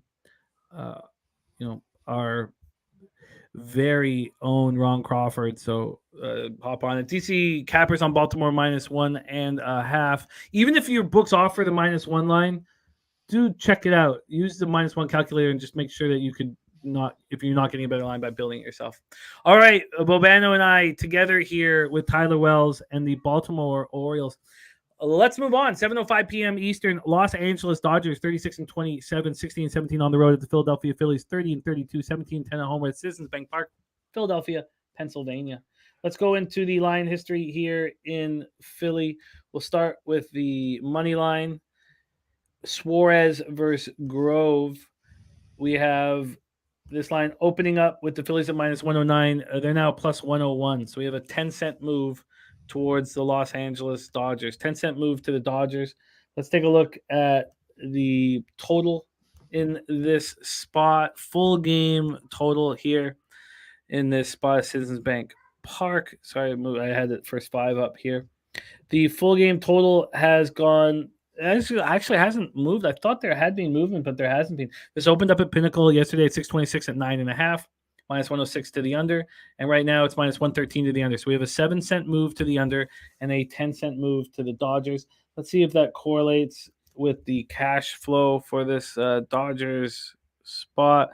We have 23% of the tickets and 42% of the cash on Philadelphia. That's really interesting. Then 50% of the tickets and 76% of cash on the over. When the market was doing this, Kuji Cam saying -1 best bet in baseball. That's why FanDuel doesn't offer it. Absolutely, that's why. But you know what? I'd say Kuji Cam that the first 5 team total is the best bet in baseball, and that's why Bet365 doesn't offer it. Because we can always build our own -1 lines, but they don't offer that first 5 team total. Is very telling to me. But we have Michael Grove here against Ranger Suarez. The market does not make sense to me here, and that's probably going to keep me off. First off, I don't know what to do with Michael Grove. Maybe we got Noli in the chat. Maybe he can give us some guidance with what to do with Michael Grove here. And you know what? I'm going to bring up some more information on Michael Grove. Probably should have had his baseball reference up. His last start, 6-3 loss at home versus the Yankees, 5 innings, 4 earned runs, 2 homers, 7 Ks, no walks. Ranger Suarez has not looked good late or this year, but he looked great in his last start, finally, against a team that's hitting lefties well in the Nationals. 7 innings, 8 hits, 1 earned run, 3 Ks, 1 walk, and that was on the road. I'm not going to – he's only throwing 24 2/3, so I don't want to bring up his Homer Road splits. But Dodgers are raking lefties, 281, 955 OPS. That made me want to back the Dodgers here. Phillies, 253, 721 OPS. Dodgers bullpen, 4.67 ERA, 1.27 whip. Phillies bullpen, 3.48 ERA, 1.36 whip since May 1st. Take it away for us here, Bobano. Dodgers, Phillies. Yeah, I mean, definitely been rough for Michael Grove. There's no question about that. We'll see if obviously this is someone that's had a hard time assimilating here to the big leagues. Ranger Suarez on the other side. This guy's a weird pitcher to figure out. He's had some good outings. He's had some bad outings. Dodgers historically, typically not as great against lefties, but the last 2 starts for Suarez have been better. I only gave up 2 runs, pitched into the 7th against the Mets. 1 run, 7 strong innings against Washington. So he definitely pitched a lot better in his last 2 starts. Grove on the flip side, again, 4 runs in 5 innings in his last start against the Yankees. We'll see how he fares. Obviously, he's had a more rough than good so far here in the early going. A 15 ERA on the road for Grove as well in 2 road starts. So we'll see how it goes here. But certainly for me, when I look at this matchup, probably should see some runs. I'm going to go ahead with over 9.5 here in this game. I was on the fence about it, but I like it. I mean, I think you've got 2 lineups that are capable. Dodgers really hit the ball quite well in the Cincinnati series.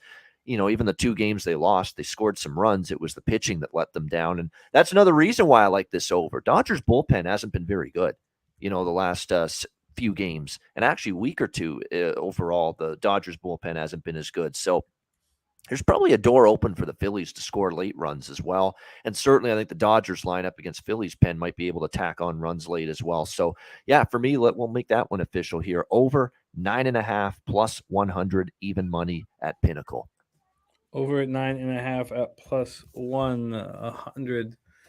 Yeah, Ricky Brown, if you look again at the heading, it's been fixed here. And Christopher Comatini, that is not correct, my friend. That's not how you build a -1. That won't give you a true -1. Half unit on the money line, half unit on run line does not work.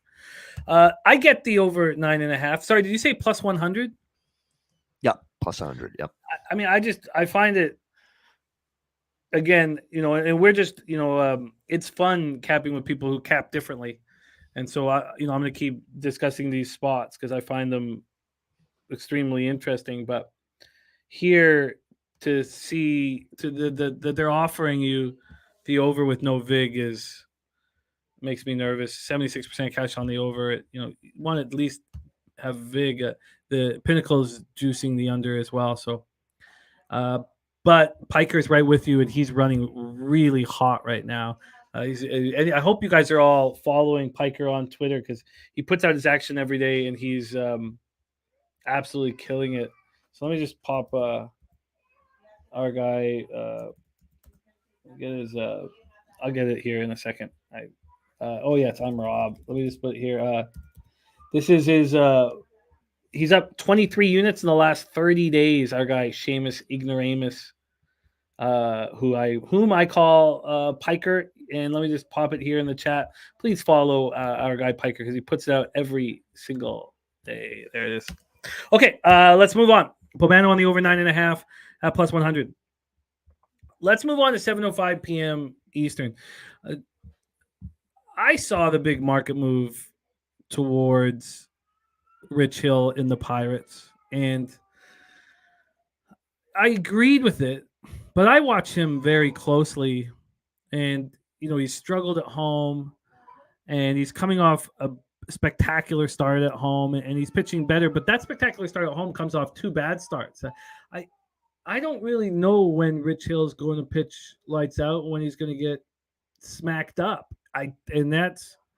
But TJ has given us Pittsburgh money line as the gift at plus 106, and there's been a monstrous market move towards Rich Hill and the Pittsburgh Pirates. So why don't we talk about the weather here and then go from there? I think that I might not have talked about the weather in that Philly game, and it's important to discuss. So let's just touch on that weather, just because I know Bobano just moved on the over. 73 Fahrenheit, 9.7 miles per hour, left to right, slightly out. Gets up to 11.2, and it's very, very slightly out. Over at Ballpark Pal, -4% home runs, -3% runs. Here in our next spot on the board in Pittsburgh, PNC Park, we have 72 Fahrenheit, 8.4 miles per hour out to right center. Dies down to 6.1 miles per hour. And here at Ballpark Pal, it's a plus 3% runs and -6% homers, but plus 11% doubles and triples. The Gifts track record was spectacular. I forget what it was at right now. I think we were at he lost a couple, and it's frustrating when you give out picks that people believe in and put their hard-earned cash on and don't succeed. But I think it ended up 15 wins and 5 losses. I want to say 15 wins and 5 losses. It might even be better than that. Markel took, but it was 13-2, right? It was 12-1. So it's still very good. Billy Friedrich says he doesn't understand the Pirates' love today. So let's talk about the line history here in this one. And what is Nutflush saying? Says, telling you these older pitchers that look sharp early in the season will start to fade after the All-Star break. That's fair, but Rich Hill did not look good in the early part of the season. He's come on in the last 6 weeks or so. This total opening up at 9 has gone up to 9.5. So it moved up to 9.5 at 3:16 this morning. So it's gone. It's right now it's juiced to the under, but we've gone up a half run. So there's a move to the over, and there is a big move to the Pirates, who you could have got at plus money for a long time, and now they are the favorite. Dog to favorite is a big flip. This opened up with the Pirates at plus 109. You could have got the Pirates at plus 105 at 7:30 this morning.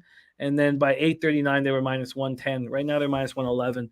A huge move to the Pirates, 20-cent move, but also from dog to favorite, and a big move to the over. Let's pull up the cash flow for this one and see what if it illuminates anything for us. 58% of tickets, 89% of cash on the Pirates. Wow. 69% of tickets, 95% cash on the over. This is wild. Rick J says, what time did the Mets fly out of Atlanta? We know it was probably late. Piker says public on this, but the line moved too severe for it to just be the public. Big bets are coming in on the Pirates, but he hasn't moved on it either. Says Hill not great at home when he took the over 9 last night, beat the move. Mets pen is shook, and McGill not good either. McGill coming off a good start too at home versus the Jays, 5 1/3, 5 hits, 1 earned run, but he's been an abomination on the road. 2-2, 6.08 ERA, 328 opponent's batting average, allowed 6 home runs over that 26 2/3. Mets are hitting lefties now, 258, 741 since May. Pirates are not hitting righties, 226, 667 OPS. Mets bullpen looked awful last night, and the Pirates bullpen. And it's been bad since May 1st. And the Pirates bullpen has been middling, a little below average. Take it away for us here, Bobano. Sorry about the long breakdown. Mets, Pirates.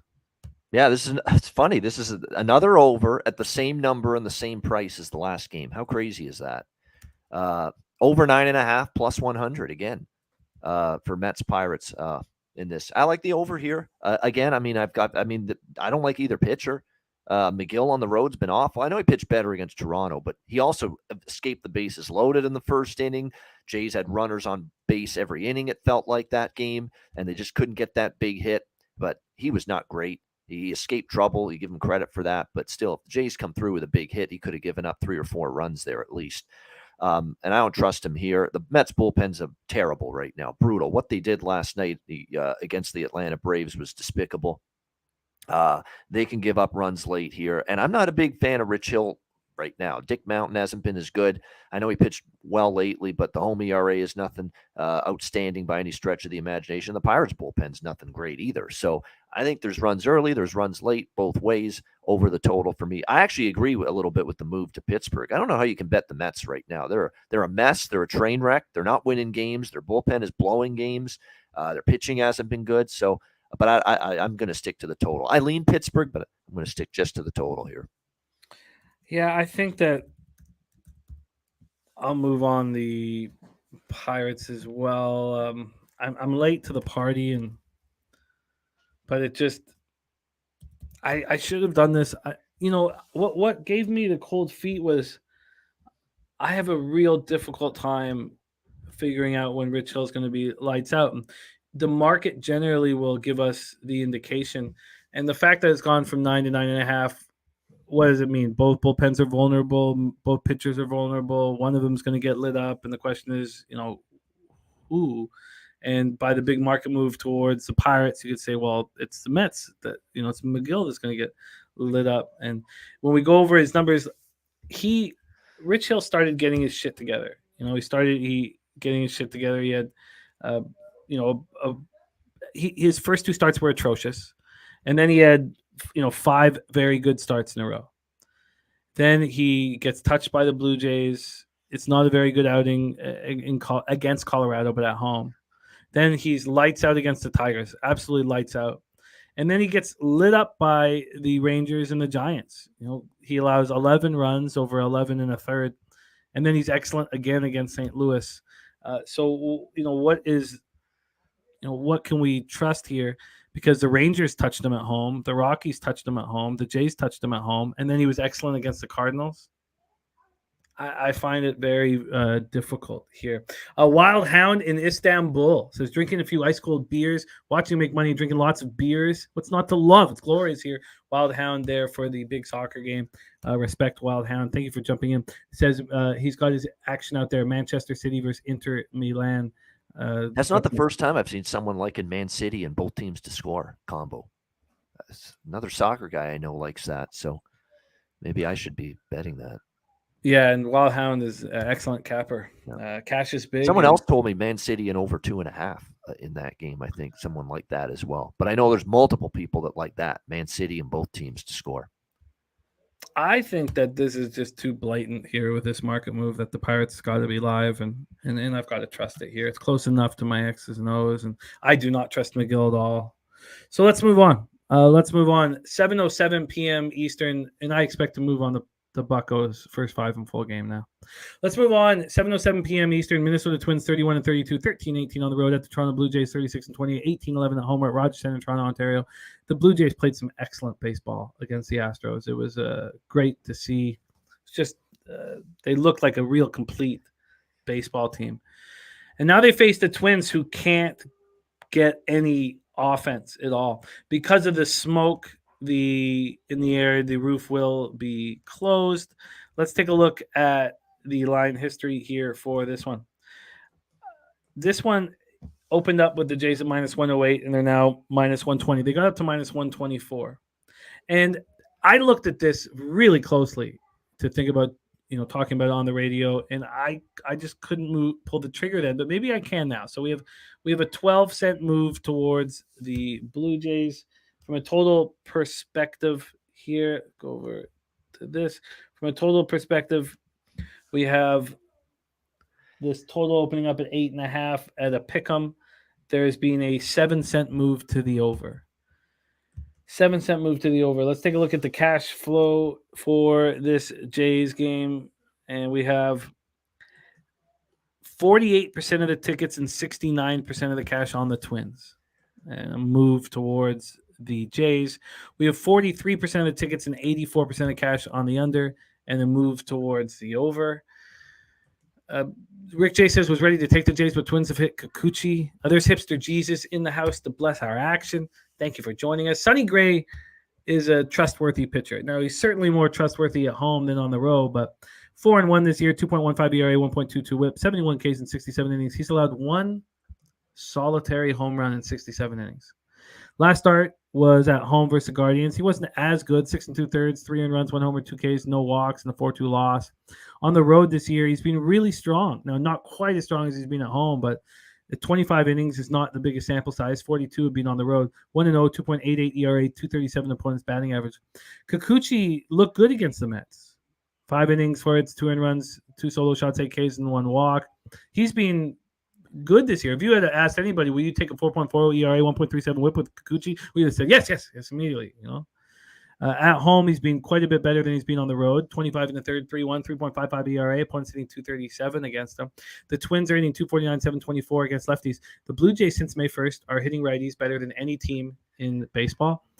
276, 792 OPS. The numbers against lefties in Major League Baseball right now are way higher than they are against righties. And the Twins bullpen has kept them in these games. 3.11 ERA, 1.26 whip. And the Jays bullpen finally showed out against the Astros. I was very impressed. But they've been used pretty heavily lately. 3.52 ERA, 1.25 whip. Are Jays in play here, Bobano? Twins, Jays, take it away. Yeah, I like the way they rebounded against Houston after, Alek Manoah's horrible night that got him sent down to Florida, and they responded great, 3 straight wins. And it looks like they're starting to, get their game back on track, which is great to see. This is suddenly a Jays team that, went through a horrible stretch, and, they had a good series against Milwaukee. They swept the Mets. They take 3 of 4 from Houston. So all of a sudden, they're starting to get back on track. I don't want to go against their momentum, but at the same time, I don't want to take and lay a price with Kikuchi. He's still just a little too up and down for me. He did settle down after a rough first inning in his last start.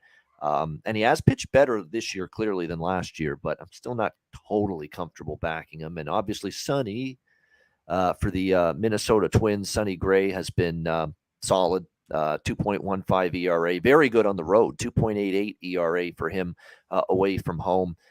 He's always given his team a chance to win. They actually haven't been winning with him, but it hasn't been his fault. He's given up 3 runs or less in each of his last 10 starts. But unfortunately, the Twins are only 1-5 in his last 6 starts because they haven't given him much run support. So we'll see how he fares here tonight. I actually think he's probably the pitcher I trust more than Kikuchi, but this Twins lineup is not exactly mashing at the moment, and their numbers against lefties in particular haven't been good. So it's a pass for me. Yeah, I think I end up passing. I like the market move towards the Jays. The bigger bets on Minnesota gives me pause. I tried to think about with any bet, like what would be the situation where you lose? I don't think the Twins are going to light up Kikuchi, but you know that they're going to get to him at some point. He's been good enough at home to trust. The question is, could we see Sonny Gray throw a beautiful ball game here? That's well within the realm of possibilities. That Sonny Gray looks good out there. Well within the realm of possibilities. Before I let this go and just pass on it, I would like to look at Sonny Gray recently here. I wish this all correlated. It doesn't all correlate for me, but let's just go over his last few starts because the Guardians start wasn't great. At Houston, he allows 2 earned runs in 6 innings. That's impressive. 2 earned runs at home versus the Giants in 5. I mean, he gets into trouble and he just seems to get out of it. Yeah, Houdini. Yeah. Piker says, I think the Jays move is a late one. Let's go over it again at Pinnacle because I thought it was a legit one, Piker, but let's look at it once more here and then we'll move on. So this opened up at minus 108 at 6:31. Within 13 minutes, it moved 2 cents. About 30 minutes after that, it moved a cent. And then at 8:12 last night, it had the big move. So, no, I see this as a completely legit market move towards Kikuchi. I think that there's a bias towards a Kikuchi start. I mean, you certainly wouldn't look at the first 5 here. But you know what? I hate including this. But don't you believe that was a big momentum gaining series against the Astros, Bobano? Yeah, I do. I agree with that. The momentum is strong for the Blue Jays. But I've also seen them have good series against good teams. And then, Minnesota's a good team, but they're a solid team, but they're a weaker division. That's why I discount Minnesota because they play in that piss poor AL Central. But nevertheless, after a nice series against Houston, capable of rolling along. But for me, at laying a price with them after a huge series against Houston and with Kikuchi is not appealing enough to bet. I am going to take the Jays to win this baseball game. I just I want to attack the Twins while they're down. I do not trust this Twins lineup without Buxton there. Correa, hit a jack yesterday, but he's looked terrible. You're asking I really Royce like Lewis. riding hot teams. I just didn't love the matchup and the pitcher and the price here. No, I feel you. But Kepler's dealing with migraines. Correa's got the elephant foot. I'm going to move on the Jays. I just need to make the decision whether I go for a score at -1 or not, and probably not. I think that there's probably lower volatility with Gray on the mound. Okay, so I'm going to move on the Jays. Let's move on. Nate Dogg 420 says Jays bats will hit today. Andrew G says the Jays have turned the corner, remember. And Billy Friedrich says no rise for Twins now. These Miami is huge for their offense. Let's move on. 7:10 p.m. Eastern. Houston Astros 36-27, 18-13 on the road. At the Cleveland Guardians 29-33, 14-16 at home. We're at Progressive Field in Cleveland, Ohio. We'll start with the weather in the land and see what we are dealing with here in Cleveland. We have, here we go. We have 71 Fahrenheit, 6.1 miles per hour left to right, very slightly in. And then after a couple hours, it's very slightly out. We have the -4% home runs and +1% runs. So just a regular old day here in the land. Christian Javier versus Logan Allen. Both these pitchers have been excellent. And the last time we were in this situation where both pitchers have been very, very good, it was the Cardinals start against the Rangers with Flaherty against the Gray Wolf, and the line made no sense. It opened up at 9, it moved to 9.5. And then I stayed off of it. It was 0-0 after 5 because those pitchers were throwing as well as I'd ever seen them pitch. And you could probably say the same thing about Javier and Logan Allen right now. They've never pitched better. Let's take a look at the line history here in the cash flow.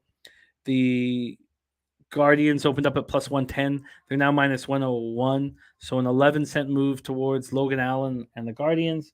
And let's take a look at the cash flow. So we have a move to the Guardians, and this total opened up at 8, juiced to the under. There's been a 1-cent move to the under. That's strange, but it reminds me of that fucking game that I stayed off of. Christian Javier, 7-1, 2.84 ERA, 0.99 whip, 72 Ks and 69 2/3. Last start against the Angels, 6 innings, 6 hits, 1 earned run, 5 Ks, no walks. He's allowed 4 earned runs over his last 4 starts, over 23 innings. 4 earned runs over 23 innings. He's been really strong on the road this year, 36 inning sample size, and they're hitting 175 off of him. Logan Allen, in his last 4 starts, has been very good, 6 earned runs and 24 2/3. But those are teams that don't hit lefties. I think that he saw one team back-to-back, but 3 teams – I think that's right. I'll have to go over it again, but they don't hit lefties. And his last start at the Twins are actually hitting lefties a little harder than I had remembered. 6 innings, 7 hits, 2 earned runs, 1 homer, 4 Ks, and 2 walks. At home, he struggled a little bit. A small sample size, 22 innings, 3.68 ERA, 290 opponents batting average. Struggle is not the right word, but he's just not being his lights out as he's been on the road. The Astros do hit lefties, 259, 761 OPS. The Guardians aren't hitting righties, 233, 624 OPS, and both bullpens have been very good lately, especially the Guardians bullpen. Take it away for us here, Boban. Oh, this is the Say Hey play of the day from our Jose Bloody Tits Bouquet. And I'm very interested in I've been very interested in this baseball game. So Say Hey play of the day. Jose, we'll start with you. Then we'll head over to Bobano. Your thoughts and plans for Astros Guardians. No Yordan Alvarez here. I'll assume that because obviously no confirmed lineup. But a little tweaky of the oblique. That is a very classic injury. Very funny enough, I guess a classic injury for the Astros because my friend that plays for the Astros has pulled his oblique twice now in the last 2 years. So I'm expecting Yordan to be out. No Yordan Alvarez, no Jose Altuve. This line is just reeking of fish. Cannot believe this line. I was shocked to see it. You look at the money. And Jimmy, your ideal ticket scenario here, 36% of tickets and 73% of money on the Cleveland Guardians. I'm on Cleveland Guardians first 5 full game here. Unfortunately for you, I don't have an opinion on the total. Christian Javier has been pitching amazing. I can't agree with that. The Guardians offense is horrible. And I think that the Astros lineup can take a step back, obviously, without your daddy Alvarez. So I guess I lean under talking it out, but I'm on Guardians first 5 full game. First 5, I got -110, full game -104. I agree with that. I mean, 97% of cash is on the under, and the market hasn't moved to the under. So the perfect splits are on the side with the Guardians. Certainly not the under. Yes. Let's hear what Bobano has to say. Bobano, take it away. Astros Guardians. Yeah, this is another one. This is like Arizona versus Detroit for me. I've got strikeout props to the over on both pitchers tonight in this game. So that's the play for me in this game. We've got Christian Javier over 4.5 strikeouts -128 at FanDuel. We have Logan now I know Houston hits lefties, I know, and they don't strike out as much against lefties, but Logan Allen's got solid stuff. He does. And we're not asking for Logan Allen to get a ton. We're asking him to hit 5 strikeouts for a guy that's averaging over 8 strikeouts per game right now as a starter for the Cleveland Guardians. So, we only need 5, out of Logan Allen. I think we can get there. So I'm also on Logan Allen over 4.5 strikeouts -118 at Betway. So those are the 2 bets for me. And I do lean under. I do think it'll probably be a lower scoring game here tonight. You liking both pitchers, even with Houston's better proficiency against lefties. I would favor them a little. I would favor the under here in this game. I like both starters, but I'm going to go the K-prop route with both of them. Javier over 4.5, Allen over 4.5. Wow. Why are the books not moving this to 8? Why? If we know that Alvarez is not going to be in the lineup, why is Altuve not going to be in the lineup? Altuve's been hurt. I think he's on the IL. It's another reason I took a shot with Allen too, because they're a depleted lineup tonight. Houston. Yep. Let me double check for you. But I'm pretty sure he's on the IL. He has not been playing as of late. I'm fairly certain. I don't have him on the IL. Let me see here. Oh, okay. I haven't heard anything about him yet. I don't expect Altuve to play then. There you go. Very interesting. I thought he was hurt officially. Well, Jordan again is the big lefty that I care about, and I still am going to continue to bet these fishy lines. And by the way, Altuve's back according to Alfred, so thank you there. Oh yeah, he's been back. Yeah, and then Joe Yurkovich says Alvarez not playing. Yeah, there you go. He's not confirmed out, but all the lineup cards out there have him not in it. Yeah, no, there's no way it's malpractice with an oblique the day before. So sorry, it is at 8. I just don't understand why this total wouldn't be moving. It's everything is screaming to the under here, but it's just not moving. Why? And there was a move, like a real legit move to the over. I can't fathom that. And then here's going to be just another spot where I'm going to have to stay off it, I guess. But I like your look on the Guardians. But I don't know if, and I guess because Logan Allen's now going to face a lineup without Alvarez, I guess then we trust the Guardians, I guess. Are you going first 5 and full game? Yep. Okay. Tweeted out -104, -110. Full game, first 5. So Guardians, first 5, -104. -110. Oh, sorry, -110. And full game, -104. Okay, I've got to figure this out. I don't want to double up here, but I like what you're doing. Vitalis, since May 1st, the Astros are hitting 259, 761 OPS versus lefties, but you take Jordan Alvarez out of that lineup, and that number is not true. That's what I'm hoping. Okay, I'm going to be on the Guardians. I'm hesitant to double dip, but I do like it, and I double dip because I didn't know which of the first 5 full game I wanted to be a part of. First 5, obviously, you're getting all of Christian Javier, which is terrifying. And the full game, the Astros bullpen is a little shakier. But yeah, I just ended up deciding betting both. And Billy Frieder says 821-1 to the under. I just, me, I just want the books to show some concern if 97% of the cash is on that side. So same thing with me and the Yankees Red Sox over, I like that over too. I just want them, I would like for them to show some kind of like feeling towards it, but maybe like our guy Troy Torrance said earlier, low standard deviation, where the fuck that means. I know it's a math term that I don't fucking know, obviously. But yeah, maybe it's that. He also says market inefficient when it comes to totals. Okay, let's move on here. And a very, very interesting game there. And another really interesting game here in Hotlanta. Truist Park in Atlanta, Georgia. 20-year-old A.J. Smith-Shawver going to be on the hill. 20 years old. Wow. 7th round pick in the 2021 draft out of high school. This year, he started at high A. High A, he had 3 starts there, 14 innings, 23 strikeouts and 4 walks, and didn't allow a run. So they moved him up to Double A in Mississippi. He had 2 starts there. Now, only 7 innings, but he had 9 strikeouts and didn't allow a run. So then they moved him up to Triple A. He had 2 starts there, 12 innings, 13 strikeouts, and he allowed 4 earned runs. It was his first earned runs. This is absolutely wild. Started at single A ball, and he's making his first start now in the big leagues tonight. A.J. Smith-Shawver. Yep. At 20 years old. My first thought was, I want Josiah Gray here. But do I?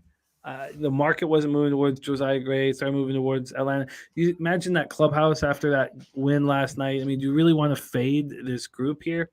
So let's break it down. We'll start with the weather here in Hotlanta. It's 81 Fahrenheit, 7.5 miles per hour to left center, goes down to 5.7.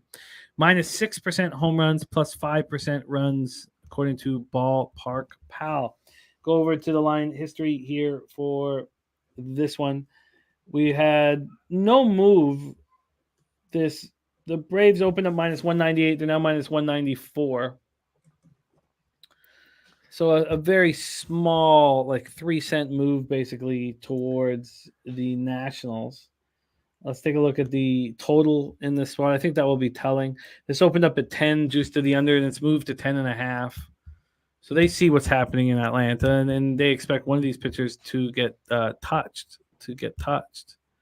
So Piker says the Braves bullpen went through the same circus the Mets bullpen did last night. Who the fuck is AJ Smith-Shawver? Gray on the road, Nats bullpen, shake it all up, and what do you get? Over 9.5. Nice job, because this is now at 10.5 over at Pinnacle. I find it hard to believe that we can trust a 20-year-old kid. I mean, his stuff must be electric, but I just find it very difficult to believe. You have 27% of the tickets and 86% of the cash on the Nationals. That's exactly what my gut said right off the top. How do you not move on the Nationals? You have 68% of the tickets, 66% of cash.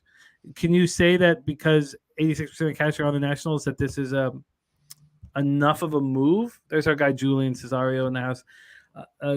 Josiah Gray, 3.09 ERA, 1.42 whip. He's coming off a poor start at home versus the Phillies, 4 runs and 5 1/3. But on the road, he's been lights out. 2.43 ERA, 250 opponents batting average. Take it away for us here, Bobano, Nats, Braves. I like Josiah Gray on the road, and this is the ultimate bad spot for Atlanta, coming off that crazy epic comeback last night against the Mets. Crazy comeback. How is there not some kind of, after that crazy game last night that went all night, they looked like they were, out of it for much of that game. They come all the way back. They win in extras 13-10. Crazy stuff. That's a tough spot for Atlanta tonight. I just don't know how this kid's going to be. I mean, I know he was just dominant. Not a single run allowed in Double A and Single A, but in Triple A he did get, hit a little bit at least. 4 runs allowed. Now you're up in the big leagues. How's he going to fare here? But I'm telling you what, I mean, I like Gray on the road. The Nationals actually have a very good record with Gray, in terms of this is the one guy that they're capable of winning games, with him on the mound. And you look at Gray's, again, his numbers away from Nationals Park, 2.43 ERA. The Nationals 4-1 in Josiah Gray's last 5 starts. So they, again, have been able to win games with him on the mound going into this one for the for the Washington Nationals. Atlanta's bullpen, Washington's bullpen's not great, but this is one night where, it could be it could cancel out because Atlanta's bullpen has been taxed in this series, including last night. They ripped through all their key relievers. And so that is definitely a depleted relief corps and bullpen tonight for the Atlanta Braves coming off that game last night. I'm doing it. Washington plus 180 at Bet Rivers for me. Full game. Bobano on the Nats at plus 180 full game. I still am too concerned about the Nats bullpen. They've just been atrocious of late. And I know, this is a big difference in the first 5 in full game. It's huge. The full game being offered at Bet365 at plus 175, first 5 plus 155. Yeah. But that's what I'm going to do. I'm going to test Smith-Shawver and take the Nats first 5 plus 155. And in all honesty, I even have interest in the first 3. And maybe that's the better way to go about it. Maybe the first 3, but do you want them to see Smith-Shawver a second time to get after him? The first 3 is at plus 145. They're a bad bullpen. Totally get first 5 instead of full game. But unfortunately, it's reflected in the price, right? I mean, the first 5 price is just way, it's closer to plus 150. Look at the huge 30-cent difference. And to me, I'm going to take a shot that Atlanta's bullpen is really, really in a bad way tonight after last night's game because they used so many of their best arms. So that's why I'm going full game. Yeah, no, that's going for that better price. Absolutely legit. Before we move on, let's take a look at exactly the batter pitcher situation for Josiah Gray.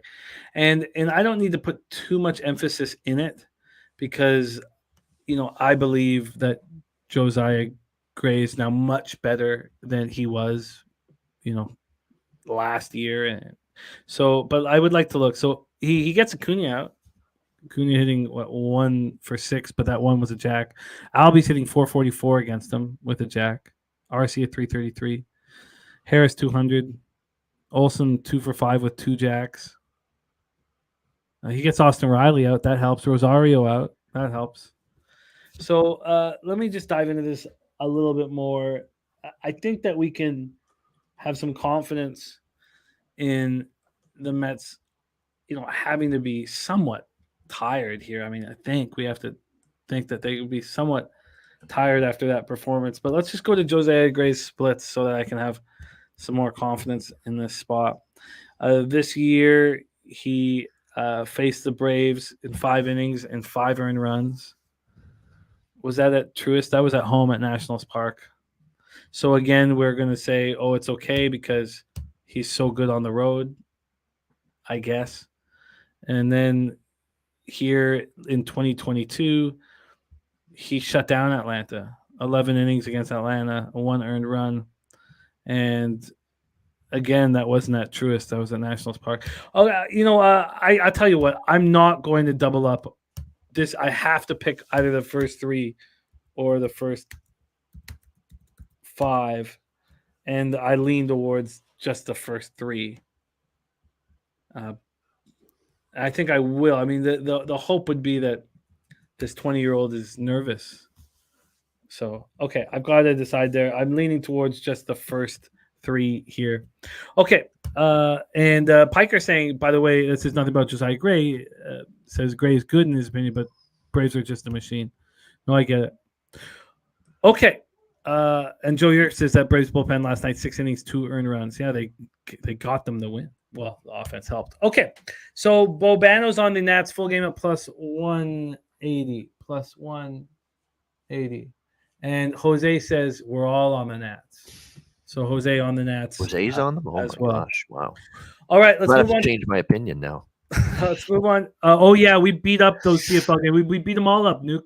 We capped all 3 of them. So that's off the top of the show, my man. 8:10 p.m. Eastern, Miami Marlins 35-28, 14-15 on the road. Chicago White Sox 28-36, 16-15 at home. We're at Guaranteed Rate Field, Chicago, Illinois. Let's move this up here. Sorry. And we have Yuri Perez, who's not allowed to run in his last 2 starts. Let's start with the weather here in Chicago. 72 Fahrenheit, 6.3 miles per hour rain, gets down to 5.4. Ballpark Pal has plus 3%. Homers, 0% runs. Let's go into the line history here for this spot. We have, this is a fun matchup, Perez and Cease. We've had a big move towards Perez. Marlins opened up at plus 125. They're now plus 114. And I guess I shouldn't say big move because there was no move until 8:25 this morning. And you already heard Piker talk about the fact that that move concerns him much less than an earlier move, or at least one as soon as the limits are dropped. This total opened up at 8.5 at some books, heavily juiced to the under. It opened up here at Pinnacle, slightly juiced to the under, 8.5, and it lasted there for 3 hours before it went to 8. And then it went back up to 8.5, and now it's back at 8 again. So we've had some bouncing around with the total, but a move to the under, and we've had a move to the Marlins. Let's see if the cash flow is correlated with all that here. Sorry, here we go. I got too much up here. Okay, so we have 80% of the tickets, 78% of cash on the Marlins, an 11-cent move towards it. We have 80% of the tickets and 94% of cash on the under. And the fact that it bounced back up makes me a little nervous. He's not allowed to run Yuri Perez in his last 2 starts. Is he going to keep this up? He's more than capable of doing that. Dylan Cease is coming off a good start at home versus Detroit. Now he has multiple home starts, which is something I like. Marlins are hitting 267-21 OPS versus righties since May 1st. White Sox 231-660, struggling. Both bullpens have been quite good, especially the White Sox bullpen that's been excellent. Only the Padres bullpen really has been better since May 1st. Take it away for us here, Bobano. Marlins, White Sox. Yeah, definitely when you look at it, I look at this and Cease to me is not like, I know that, and I was on the White Sox because he had owned Detroit, Dylan Cease, in his last start. And I watched that game intently, He went 5.1 innings. I know he only gave up 1 run and only gave up 2 hits, but man, there were runners on base, multiple innings. It was dicey. And, he ended up getting out of trouble, but it wasn't a clean start by any stretch of the imagination. Of course, before that, he got hit around by that Tigers team as well. 4 runs, 4 innings, and Tigers won 6-5. So, it's been a little bit of an up and down here for Dylan Cease. Not the season he had last year. 4.63 ERA overall, 4 ERA last 3, 4 ERA at home. I just think Yuri Perez is the better arm right now. And you look at the Marlins, probably the better team at the moment, as well, going into this game. Now, they've been good at home. They're 1 game below 500 on the road, but it's not like the White Sox have been great at home. The Marlins are winning at the moment. They swept, I know, bad teams, but they swept at home, but they swept Oakland and Kansas City. You do have to give them credit for that. Now they're going on the road here, and I like Yuri Perez. No question about that. He's got swing and miss stuff. Absolutely is capable of getting pitchers to swing over the top, able to change speeds. Just really, really impressed with him. And you mentioned it, the righty numbers have been better at the plate for Miami. Miami's been hitting righties better than the White Sox going into this start. 1.88 ERA for Yuri Perez in his last 3 starts. So it's been solid for him. So I like Miami here. First 5 full game split in this game against the White Sox. Plus 112 at FanDuel for the first 5. Plus 115 at Bet Rivers for the full game. And I'm just going to see what the strikeout prop is for Yuri Perez here. There was 4.5s with juice now.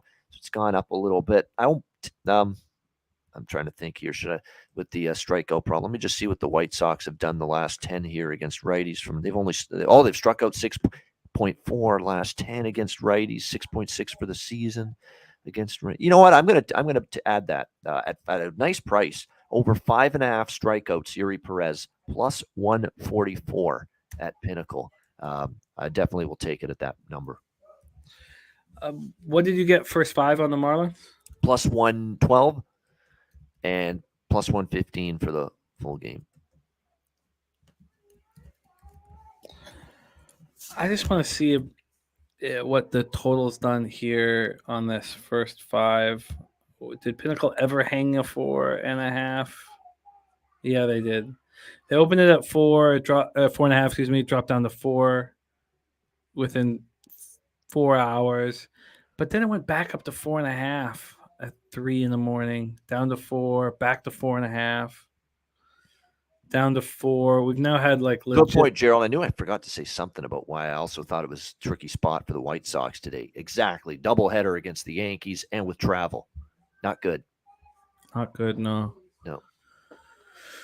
But I mean, if we go over Cease, I know he didn't have his stuff against Detroit, but that was second time seeing that lineup, in 5 days. And he saw Cleveland in back-to-back spots. I mean, those aren't easy. The last time he was at home in a one-off, he shut Houston out over 6 innings. I'm going to take the first 5 under here in this spot. And I certainly know why you are on the Marlins here. I certainly know. And yeah, I lean under too. Absolutely. I don't think the under is a bad way to go. But I'm going to stick with first 5 instead of the full game because the bullpen was heavily used yesterday. So, all right. Okay, so first 5 under for me. Bobano's on the Marlins. First 5 in full game and the over 5.5 Ks for Perez. Okay, we are locked in. Let's move on. 8:10 p.m. Eastern. Oakland Athletics 14-50, 7-26 on the road at the Milwaukee Brewers 34-29, 18-13 at home at American Family Field in Milwaukee, Wisconsin. They're still dealing with smoke in the area, but I don't know how much. And the weather is fixing that right now. So I think we should just do our due diligence here and just take a look at what the weather is here. Maybe somebody else can find out if those cheeseheads are gonna have the roof open. I know it doesn't change much when the roof is open at American Family Field, but 72 Fahrenheit at first pitch, 6.5 miles per hour in, drops down to 65 Fahrenheit. And then we have here the plus 17% home runs, minus 1% runs overall. We have Hauser. Oh, it's Mole now? Have we had Sam Mole? Damn, I had this thinking it was Luis Medina. Huh. Okay, it's Sam. We know it's Hauser, but okay, I've got to study Mole as we go. But here, the line. So I'm not going to touch on Mole. I'm just going to hand it over after we do this, and then I'll pull up Baseball Reference. But Milwaukee opening up minus 224, they're now minus 233. So a 9-cent move towards the Brewers. From a total perspective here, let's get back to the first 5 we could look at here first because it's up. We have this opening up at 5, juice to the over. It's now still quite juice to the over. Let's take a look at what the full game has done with Hauser and Mole. I've been on the right side with Hauser this year, but he's pitching way better than any of us expected, and I don't know how long that's going to last. This total opened up at 9.5 and immediately dropped to 9. This game at 8:23 this morning, immediately dropped in 17 minutes 9, but then got back up to 9.5. 26 minutes later, and has stayed there ever since. So that's interesting here. I can only talk about Hauser. 2-1, 3.45 ERA, 1.44 WHIP. There's Torrey Coker in the house. Oh, Medina is the primary. Okay, that's big. Medina is. He is the primary. Yeah, Mole's just the opener. Yep. Okay, good. So Medina's looked awful. 8.19 ERA, 1.62 WHIP. I mean, there's no getting around how bad he's looked. Save him from the first 4 or 5 of the Milwaukee lineup's going to help him. It's hard to believe. Last start at the Marlins, 2 innings, 6 hits, 6 earned runs. He looked awful. Hauser's pitching lights out. Shut down the Reds, and we know what their sticks have been doing. 7 innings, 1 earned run, 2 Ks, no walks last out. He's got 3.45 ERA, 1.44 WHIP overall. A's are hitting 219, 645 OPS first righties since May 1st. Barely worse than the Brewers, 226, 682. The A's bullpen has been bad, and the Brewers bullpen has been surprisingly bad. Both bullpens have been bad. Take it away for us here, Bobano, Athletics, Brewers. Yeah, I don't take many Milwaukee overs, but I'm on a Milwaukee over tonight because I'm not a big Hauser guy. I mean, I know he's pitched okay, but I'm not exactly – I don't think he's going to keep this up. I think there's going to be some rough turbulence coming for Adrian Hauser. I think he's going to get, roughed up at some point. His ERA and a lot of his peripherals are higher, and his advanced numbers are higher than his current ERA. And don't look now. Look who's starting to hit the ball. The Oakland Athletics, 5, 4, 11, and 9. It's a grand total of 29 runs in their last 4 games. So all of a sudden, Oakland is starting to mash the baseball a little bit. So I think they can do enough. And you mentioned Milwaukee's bullpen hasn't been great. But on the other side, Milwaukee against, obviously we know they've struggled against lefties this season. No question about that. But they're going to get Mole. They're going to get Medina, the funky, cold Medina. And, man, he's cold right now. No question about that. Ice cold. He's not pitching well at all. He'll be the primary pitcher that the Brewers face. This lineup has frustrated me at times, but most of it's been against lefties. Against righties, they're a little bit better. They should be able to score their share of runs against Medina here and against a very bad Oakland bullpen as well. So, I know 9.5 looks high for Milwaukee. I think it's high for a reason here. And this is the 3rd consecutive over 9.5 plus 100 that I have here on the card, but it's another one here, over 9.5 plus 100 BetMGM. You are locked, and I'm going to stay off this spot, but Coin's saying Oakland 23-10, first 5 to the over on the road. That's a great stat for us. Yeah, I'm going to stay off. I get it. Wash Redskin says A's will have regression with the bats. They're not going to keep hitting like they did against the overrated Pirates. I see what you're attacking here, and I touched on Hauser looking really good, making us money, but I don't want to believe that's going to continue. But I don't want to be involved in this baseball game. I don't, there is a big bets and public bets, on that over. We have 65% of tickets, 64% of cash, but the market's, moving slightly towards the under, which is confusing. 10% of the tickets, 31% of cash on the Oakland Athletics here, which is interesting. I'm off the spot. Let's move on. Here is my double up, and I wanted to see the market keep moving in the same situation, and it really hasn't. I will take a look again here, but I said this off the top. I'm on the Reds' first 3 and first 5 here tonight, and I love it. I really love this spot. I got plus 165 and plus 145 respectively, or I should say the other way around. plus 145, first three, plus 165 full game. Let's take a look at what it is right now. See if I can have some confidence here. It hadn't moved this morning. I was really hoping that it would have, and it hadn't. Now it has moved. Oh, that's what I want to see. All right, first five is now plus 145. Oh, that's what I wanted to see. Thank you. The first three is plus 140. So that's only moved 5 cents, but the first five has moved 20 cents. Rocco Rogers says market moving on Bet365. Got the Reds this morning plus 165, now plus 145. That makes me feel very, very, very good. All right, let's take a look at the weather first and foremost here. We have the we're in St. Louis, Busch Stadium, opening at 80 Fahrenheit down to 71 Fahrenheit.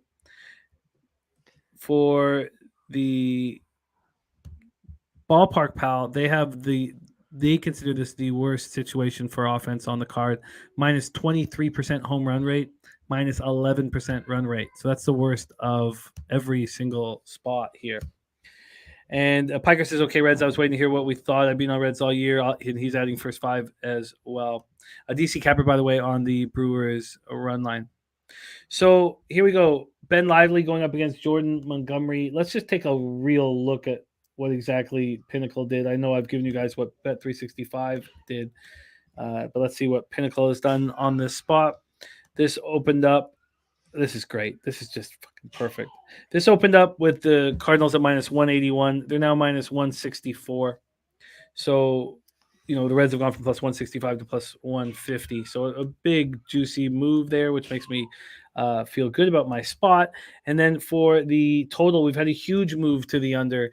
Ballpark Pal probably leading the way there. This opened up at 9, and it's all the way down to 8. This opened up at 9, and it lasted there for 3 hours before it got to 8.5. And then at 7:26, it got to 8. Both Ben Lively and Jordan Montgomery have seen the opposition already this year in the last month. Ben Lively looked pretty good, and Jordan Montgomery got touched. Why wouldn't Jordan Montgomery get touched again? Reds are hitting 309 with an 847 OPS versus lefties since May 1st. They're absolutely smashing lefties. And look, Bass DFA'd. Wow. That's wild stuff, Christian. Cards versus righties, 241, 758 OPS. A DC Capper going against this big move towards the under. Now that it's down to 8, he wants to get over top of it. But they're sort of indicating that Montgomery's going to pitch well here, even though there's a big market move towards the Reds and Ben Lively. Ben Lively's coming off his first bad start in Major League Baseball, and I like it. It gives me Mitch White. Mitch White is a 10. So Mitch White's coming in for Bass. Mitch White is a 10 ERA in Buffalo. I mean, that's why we couldn't do anything with Manoah before. But here we go. Montgomery at home has been bad. He's coming off 4-3 loss at Pittsburgh where he was good. But at home, he's got a 5.74 ERA in 26 2/3, and opponents are hitting 313 off of him. I love the bullpens are pretty much the same. I love this. I love what I'm seeing. I love the market move. I'm on the Reds first 3, first 5. Bobano, take it away. I'm on the 2 Reds bets as well, but not first 3, first 5. I'm on my typical first 5 full game split here with Cincinnati. I mean, you got to ride the momentum. This is a young team that's up and coming. They brought in the great, highly touted prospect Ellie De La Cruz, and he has not disappointed. There are actually 4 bets I've got on this game.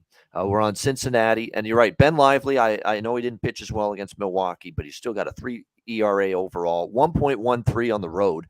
He's pitched really well. Let's not forget he went to Fenway and he shut out the Red Sox, in 5.2 innings. Pretty impressive on the road for him there in that start. And then, of course, his other 3 starts were in Cincinnati. Tough place to pitch, and he kept the Yankees to 2 runs, kept the Cardinals, who he's already faced this year, to 2 runs in 6 innings. So definitely pitching quite well for the Reds. I like the first 5 full game look here. We're looking at plus 150 at DraftKings first 5, plus 150 at Pinnacle for the full game as well.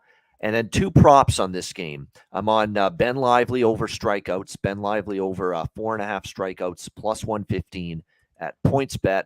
And we're going to be on Ellie De La Cruz over 1.5 total bases plus 135 at Bet365.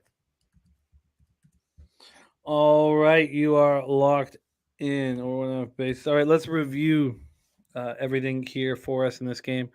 I'm on the first 3 for the Reds at plus 145 and the first 5 at plus 165. Bet that last night. Bobano has moved on the Reds first 5 plus 150, full game plus 150. Ben Lively over 4.5 Ks at plus 115, and De La Cruz over 1.5 bases at plus 135. The stacks play of the day from our Justin McElvey is on the Cardinals minus 1.5, and our guy Equanimus is also right. I thought I saw the Equanimus moving on it as well. Yes, Cards run line for Equanimus here. This is fun. I like this spot quite a bit. Torrey Coker with some WNBA. Let me copy and paste that.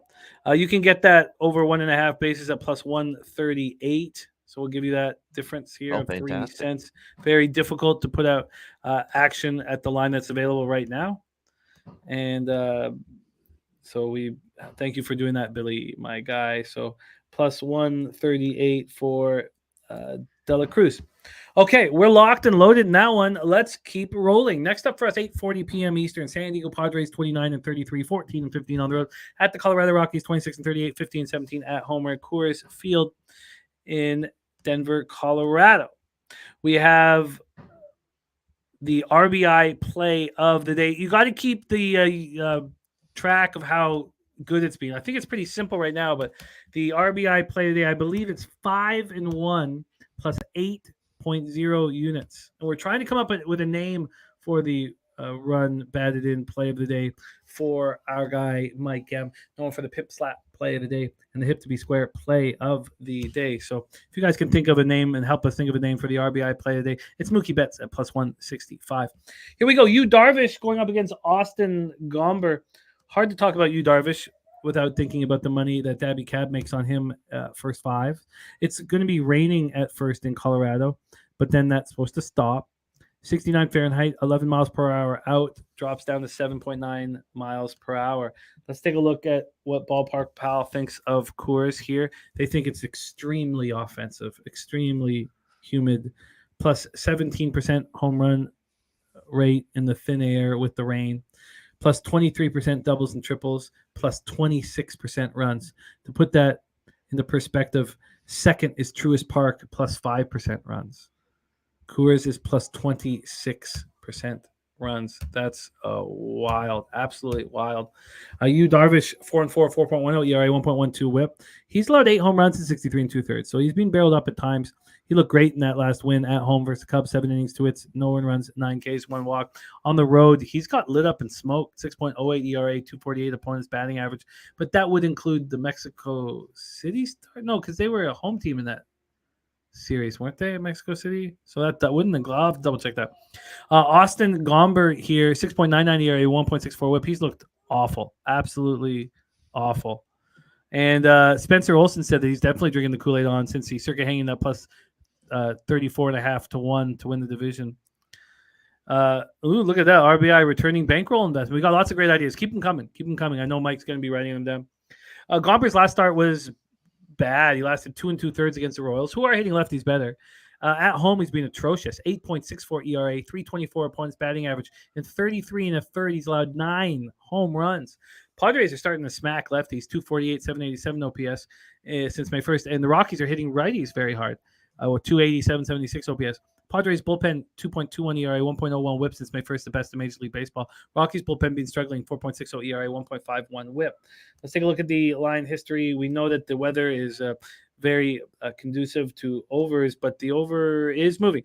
This opened up at 11, and it lasted there till 10 at night. So it lasted there for 3.5 hours before it moved to 11.5, which is where it is right now. Let's take a look at the money line here for this spot, which seems like there's a huge advantage on the bump for the Padres with Darvish going up against Gomber. And then markets are showing that. This opened up at minus 170. It's now at minus 194. It got up to minus 204. There's been a huge move today. This was not a move that happened last night. Oh, it happened at midnight. Okay, sorry, I take that back. At midnight, we had the first big move towards the Padres and to you, Darvish. Let's take a look at the cash flow then here in this spot. We have 86% of the tickets, but just 65% of the cash on the Padres. We have a huge move towards the Padres, so the books are concerned. Then 73% tickets, 71% cash on the over, and it's moved from 11 to 11.5. This is interesting. Can't wait to hear your breakdown. Take it away, Bobano. Padres, Rockies, Coors Field. And I am on that over 11 minus 120 bet MGM over 11 here for Padres Rockies. Yu Darvish is not as pitching as well lately. He's not been great on the road. 6.08 ERA on the road for him this season. We saw him get smacked by the Yankees away from home. Pitched okay, but not great against the Nationals on the road. Had a rough start early in the season as well against the Mets on the road. He hasn't been as good on the road. I mean, 4.1 ERA overall, but his road ERA is over 6.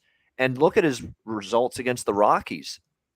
Lifetime ERA of over 5 against Colorado, and also 5.6 ERA here at Coors Field. He has struggled in this ballpark. He's had some very choppy results. Yu Darvish here in Colorado. So, and you mentioned the Rockies are hitting righties better here lately. I could see them scoring. I really could here in this game. On the flip side, I have no problem fading Austin Gomber. He's not been good. The Padres bat should be able to do some serious damage as well against him going into this game. The Padres, again, Gomber with an 8.64 ERA here at Coors Field, which is just absolutely atrocious. And if you actually look at the Colorado bullpen, it's almost a 5 ERA as well in the last 10 games. So San Diego's probably got the chance to score some runs late in this game as well. And the fact that the total went from 11 to 11.5 with a household name like Yu Darvish on the mound tells me that I think the over's the right side here. So I like over 11 minus 120 Padres Rockies. Yeah, I think that was a very strong breakdown. Makes a lot of sense here. The move from 11 to 11.5 is a big one. I like it. I think that that it's worth doing. Yu Darvish, great pitcher and very good in San Diego. But again, on the road, he's had some problems at times, and it's hard to ignore a guy that's got a lifetime ERA in Coors Field of over 5 and against this Rockies team of over 5. So he struggled against this team and in this part. Yeah. The Cheshire Cat saying it's like getting two birds stoned at once. Sorry, I had a best friend for many years. He died of stomach cancer, and he was a great stand-up comic, phenomenal stand-up comic. Erwin Barker. I heard that on Trailer Park Boys too. That was a great line on Trailer Park Boys. They used that 2 birds stoned at once. 2 birds stoned. Well, I was thinking of he had a joke about trying not to offend people, and he was talking about the 2 birds and the stone. He was like, I don't want to offend the birds lovers or the stone throwers. Yeah. It's like, or maybe there's both in the audience. Is there a Palestinian ornithologist in the crowd? So all right. Let's move on here. I think that the over 11 or 11.5 is the right look here. I'd like to tail. Let's move on to the final 2 games on the board. These 2 games I took really long looks at last night. I thought that they were going to be on my card, and I couldn't move on it. Love you too, Cheshire, my guy. Seattle Mariners and Los Angeles Angels. What a pitching matchup we have at Angel Stadium in Anaheim, California tonight. Luis Castillo, Shohei Ohtani. Immediately, I was interested in the first 5 under 3.5, and I was surprised that the market was moving towards the over. Surprised enough to say, you know what, let's just stop and talk it out. And so I didn't use it. Let's discuss it. We'll start with the weather here in this spot in Anaheim. 68 Fahrenheit, 11.2 miles per hour out, 11.2 to 9.4. Let's talk about the ballpark, pal, how they see Angel Stadium. They don't see it as a huge offensive spot. Plus 2% home run, minus 2% runs. So Abel A looking at the Nerfy here. Piker took Ohtani first 5. Can't hate yourself for that. Give me the modern Babe Ruth for half the game. Well, I think the idea is that Ohtani coming off a rough start is probably a good spot to have him in. I love the elite pitchers off of bad starts. And it's not like we worry about the Mariners sticks. 225, 677 OPS versus righties since May 1st. So we don't. It looks like offensive weather, but it's not hot, so it's not really offensive weather. Let's take a look at the line history and the total here for this one. 2 games left in MLB, and then we get over to NBA with LJ from H-Town. I want to start with the total because that's what had captivated me the most. This opened up at 7. It lasted there till midnight and moved to 7.5. It's juiced to the under at 7.5, but this was juiced to the over at 7.5. 2 hours ago. That's fascinating that it would move to 7 from 7 to 7.5. And you could say that the Mariners bullpen, which has been struggling of late, is probably a reason why. Let's move over to the money line market move here. We have what do we have here exactly? We have this opened up. So we have a real move to the Mariners. They opened up at plus 114. They're now at plus 117. This move didn't happen until this morning. Last night, there was not a move towards the Mariners. But we have a move towards the over and towards the Mariners. Troy Torrance has totals set at 7.5. Go over. Rocco Rogers says, like the Angels here, not on them yet. Expected the market move towards the M's. So let's take a look at the cash flow and see if that illuminates anything for us here. 53% of the tickets, 82% of the cash on the Los Angeles Angels, and the market is moving towards the Mariners. Now that says something. 65% of the tickets and 93% cash on the over is absolute wild. T-Mac in the house. We've missed you, my man. Hope all's good your way. Rick J on the Angels money line here. Luis Castillo, 4-3, 2.55 ERA, 0.98 WHIP, 82 Ks and 70 2/3. You know, you like to be romanticize baseball. A lot of us do. Last night, you had the stud Spencer Strider on the mound, and then you had Justin Verlander trying to show that he still got it. And I took Justin Verlander first 5+ half because I was like, I think he's gonna be on, to show this kid what he's made of. They both got lit up and smoked. So I don't want to get too caught up in these two monsters on the mound. Luis Castillo has a small sample size on the road, but he's coming off a spectacular start at the Rangers. 7 innings, 5 hits, 1 run, 6 Ks, 1 walk. But his road numbers aren't that good thus far in 23 innings, 3.91 ERA, but we know what he is.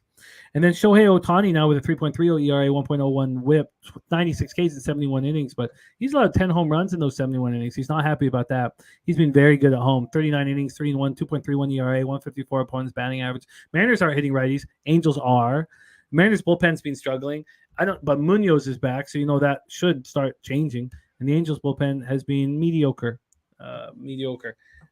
since May 1st. 3.89 ERA, 1.34 WHIP. Take it away, Bobano. Mariners, Angels. You know what? It's funny. Castillo has got a 1.93 ERA against the Angels, so he's dominated them, no question. And Ohtani has a 1.64 ERA against Seattle in his career. So you got guys with sub-2 ERAs against these particular lineups in their careers. Castillo, sub-2 against the Mariners. Castillo sub-2 against the Angels. Ohtani sub-2 against the Mariners. But you know what, Ohtani, because he gives up the long ball, I understand why some people might think, hey, 7's just a little low because he has been giving up the long ball. And we have seen the Angels line up, perk up at least a little bit, but it's still not easy when you look at the fact Castillo has still been trending under. Actually, Ohtani's last 2 starts have gone over, in 3 of the last 4. So maybe that's what they see, but man, it's very difficult for me to bet an over when you see dominance for both of these guys against these opposing lineups that they faced.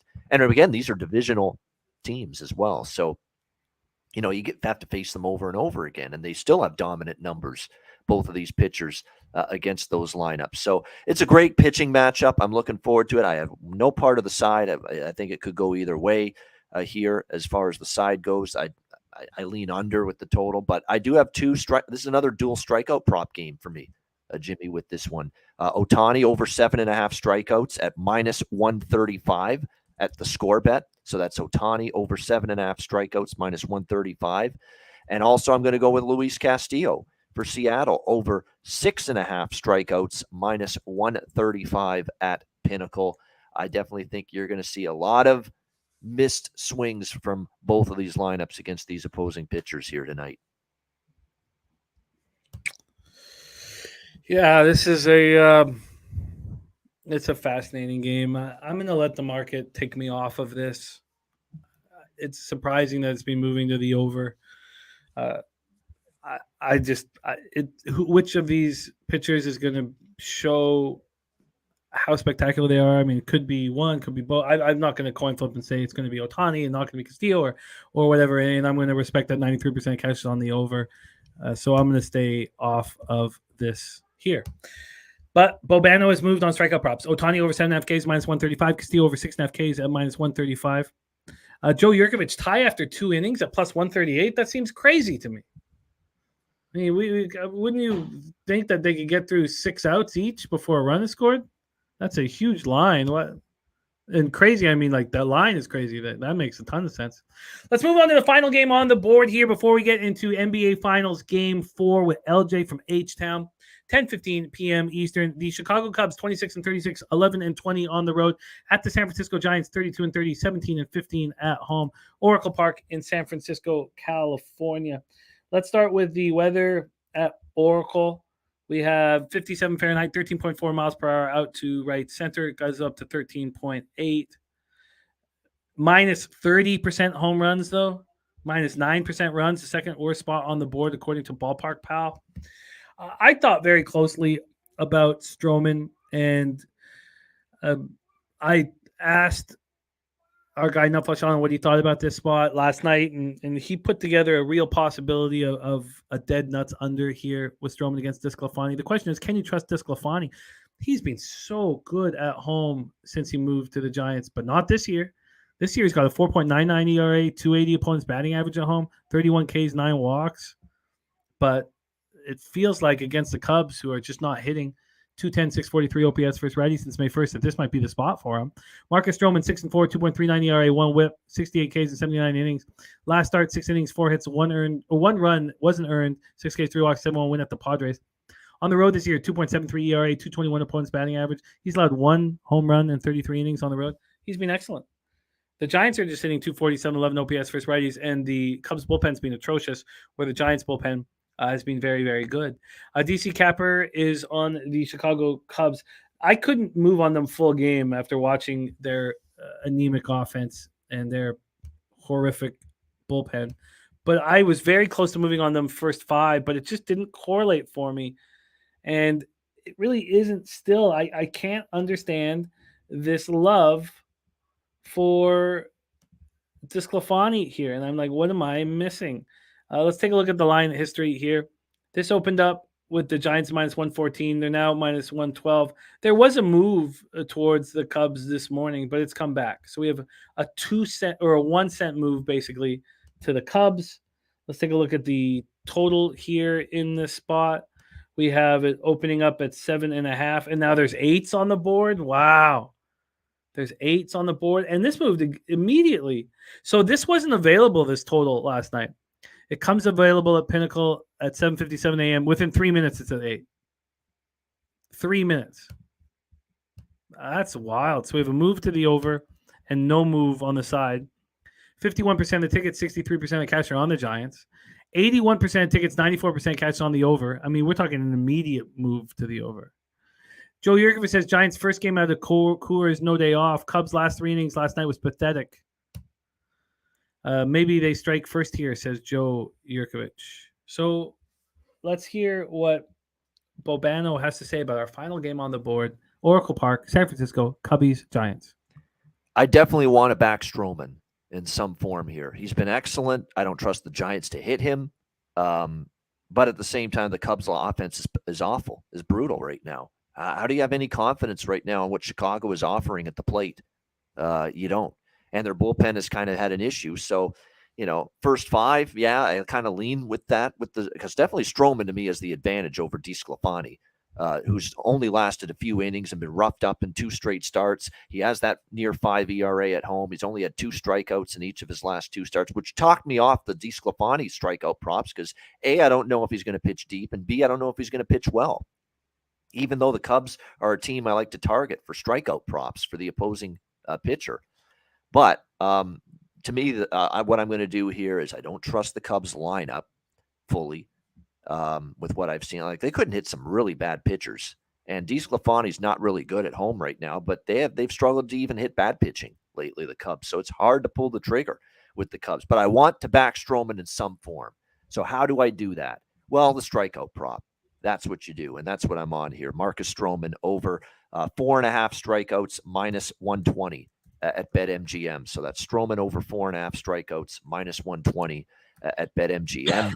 This is a pitcher in Marcus Stroman that has been registering strikeouts at a pretty high clip throughout the course of the season overall, which is good. 7 strikeouts per 9 innings on the road this year, 7.75 strikeouts per game overall this year for Marcus Stroman. He has 6 and 8 strikeouts in his last 2 starts against the Rays and the Padres. And look at San Francisco in terms of their numbers. They're one of the worst strikeout lineups in Major League Baseball, and especially against righties. Overall for the season, the Giants are averaging 7 strikeouts per game as a lineup against right-handed pitching. And in the last 10 games, it jumps to 8.8 strikeouts per game for this San Francisco Giants lineup against right-handed pitching. So that to me is the look. It takes this anemic Cubs lineup out of the mix. It has you still backing Stroman against a team that strikes out a ton against righties. It's the best look, in my opinion, in this game to get after Marcus Stroman and get on his side. So Marcus Stroman over 4.5 strikeouts, minus 120. You got it locked down. Bobano. Let's review all action. There's our guy, Diesel Eugene, in the house. What up, Diesel? I'm going to stay off the spot. It's just both of those spots, there was a reason why I couldn't move on it last night, and it continues to be that.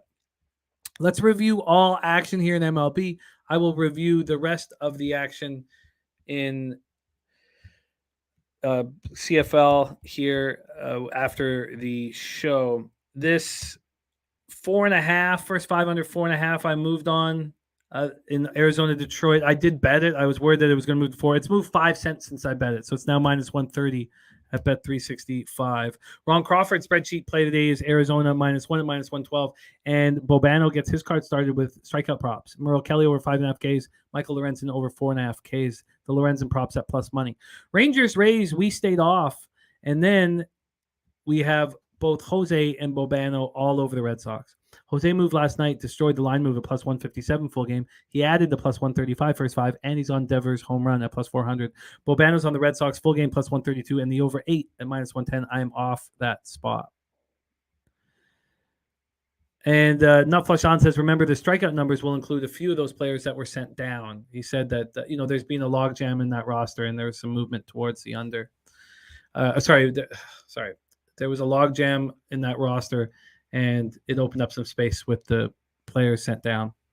Tease, by the way, gave us Sky versus Sparks first half over. Says Friday is payday. Then we get to Kansas City, Baltimore. Bobano and I are in unison here all over the Orioles. He got better lines than I did. First 5 minus half, minus 115, full game minus 1 and minus 128. I got first 5 minus half, minus 120, full game minus 1 and minus 139. Rocco Rogers gave us the play of the day. Tyler Wells over 5.5 Ks. Bobano's also on that over 5.5 Ks. I'm on the first 5 under 4.5. First 5 under 4.5. Next up, then, Wally's giving us his looks for the NASCAR Sonoma outright. So outright action. I'm going to pop that in the chat. There's our nasty Nate in the house. What up, Nate?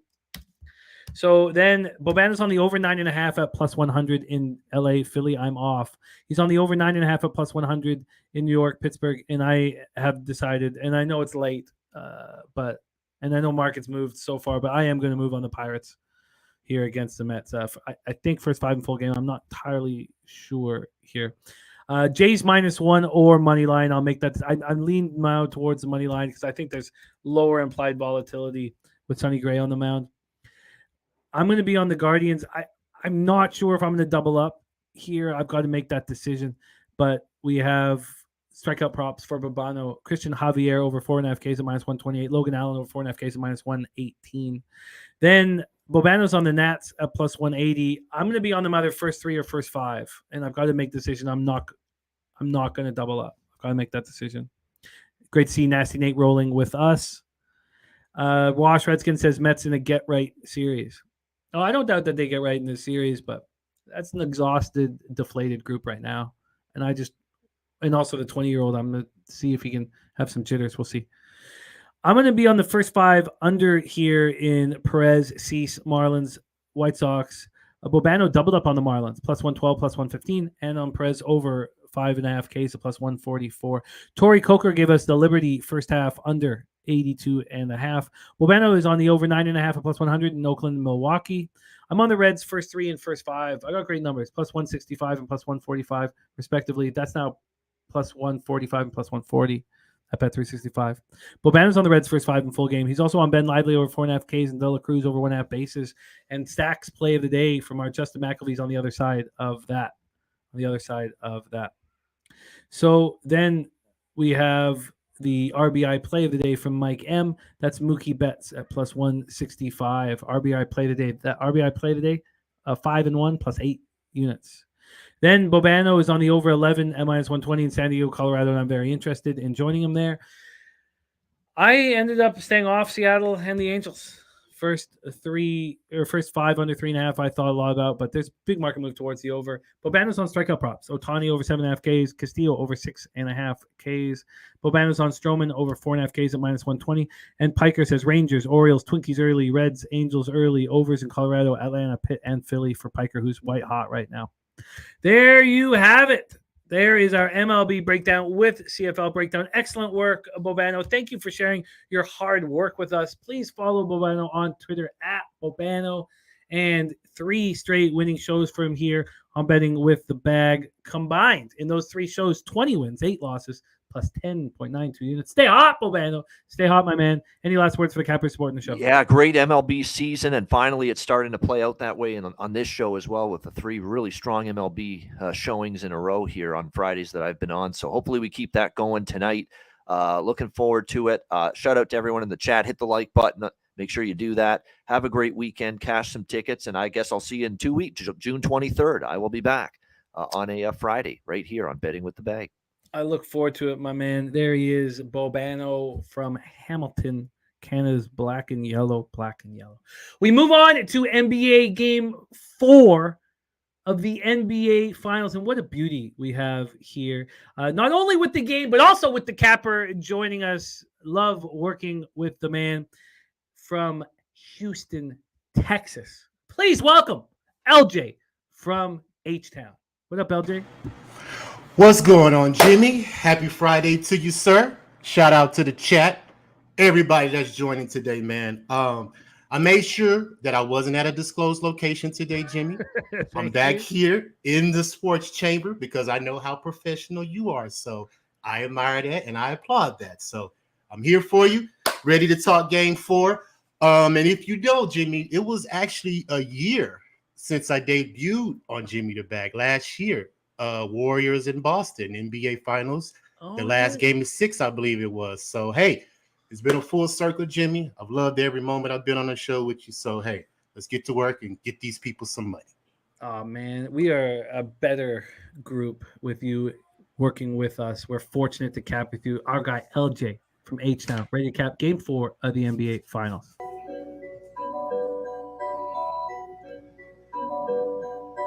Pub Sports Radio's the crew, that's a fact. We all about bread, making bank accounts fat.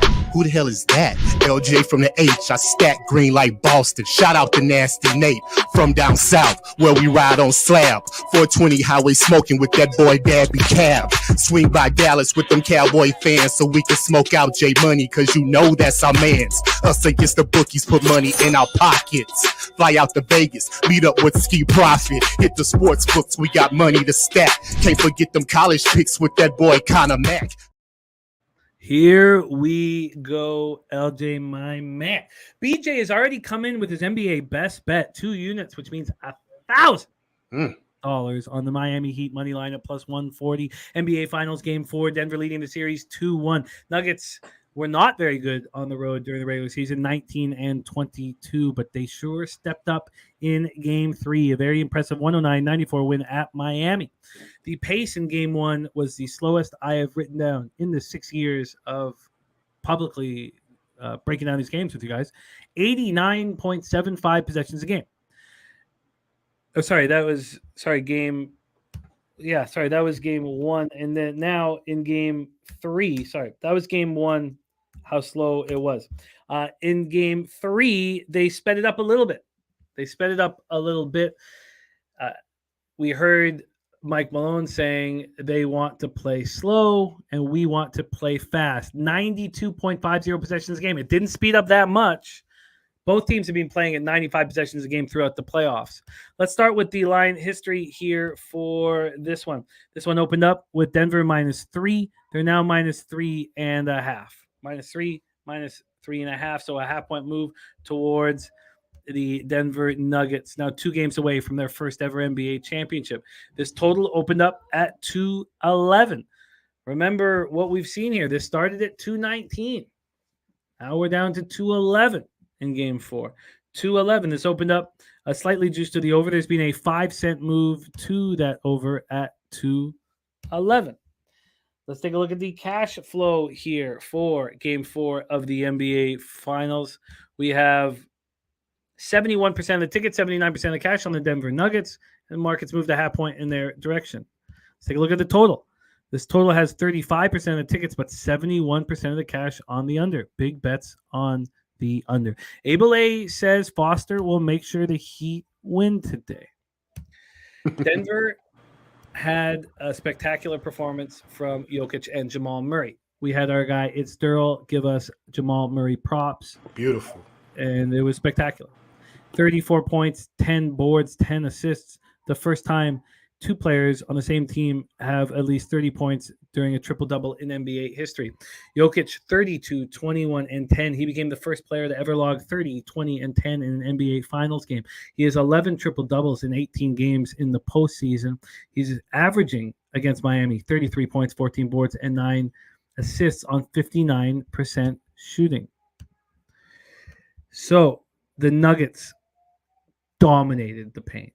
What more can Bam do? I mean, he's getting no help from anybody in the paint. The Nuggets out-rebounded the Heat 58-33. They outscored the Heat in the paint 60-34. Since Miami had a 3-0 lead over Boston, they've won 2 of 7 games. And they're in trouble if they don't step up here. And what more can Bam do? 22 points and 17 boards. He's playing his heart out. Jimmy Butler went for 28. Now he's only averaging 20.7 points and shooting 42.1% in the series. Tyler Hero is not returning tonight. Take it away for us, LJ. NBA Finals Game 4. We are in Miami. The floor is yours. Yes, Jimmy. This is pretty simple, man. I mean, Denver's the better team. They have the MVP on the squad. They have a 1-2 punch that they just don't have an answer for. I mean, Miami is sort of like they're trying to shoot the 3 to stay in these games. You know, they're shooting 37% from the 3. You know, Denver doesn't depend on the 3 like that. They're only shooting 32%, but they're shooting 51% from the field. That's +9 to Miami's 42%. And one of the reasons why, as you just mentioned, Jimmy, the points in the paint. I mean, they're just dominating, +16 points in the paint, 51-35. And Denver's really only doing what they've been consistently doing all season, because they were top 5 in points in the paint in the regular season, averaging 55 points. So they're just consistently doing what they're doing, and Miami just don't have enough bodies in the paint to keep up with them. And you just mentioned Bam can only do so much, man.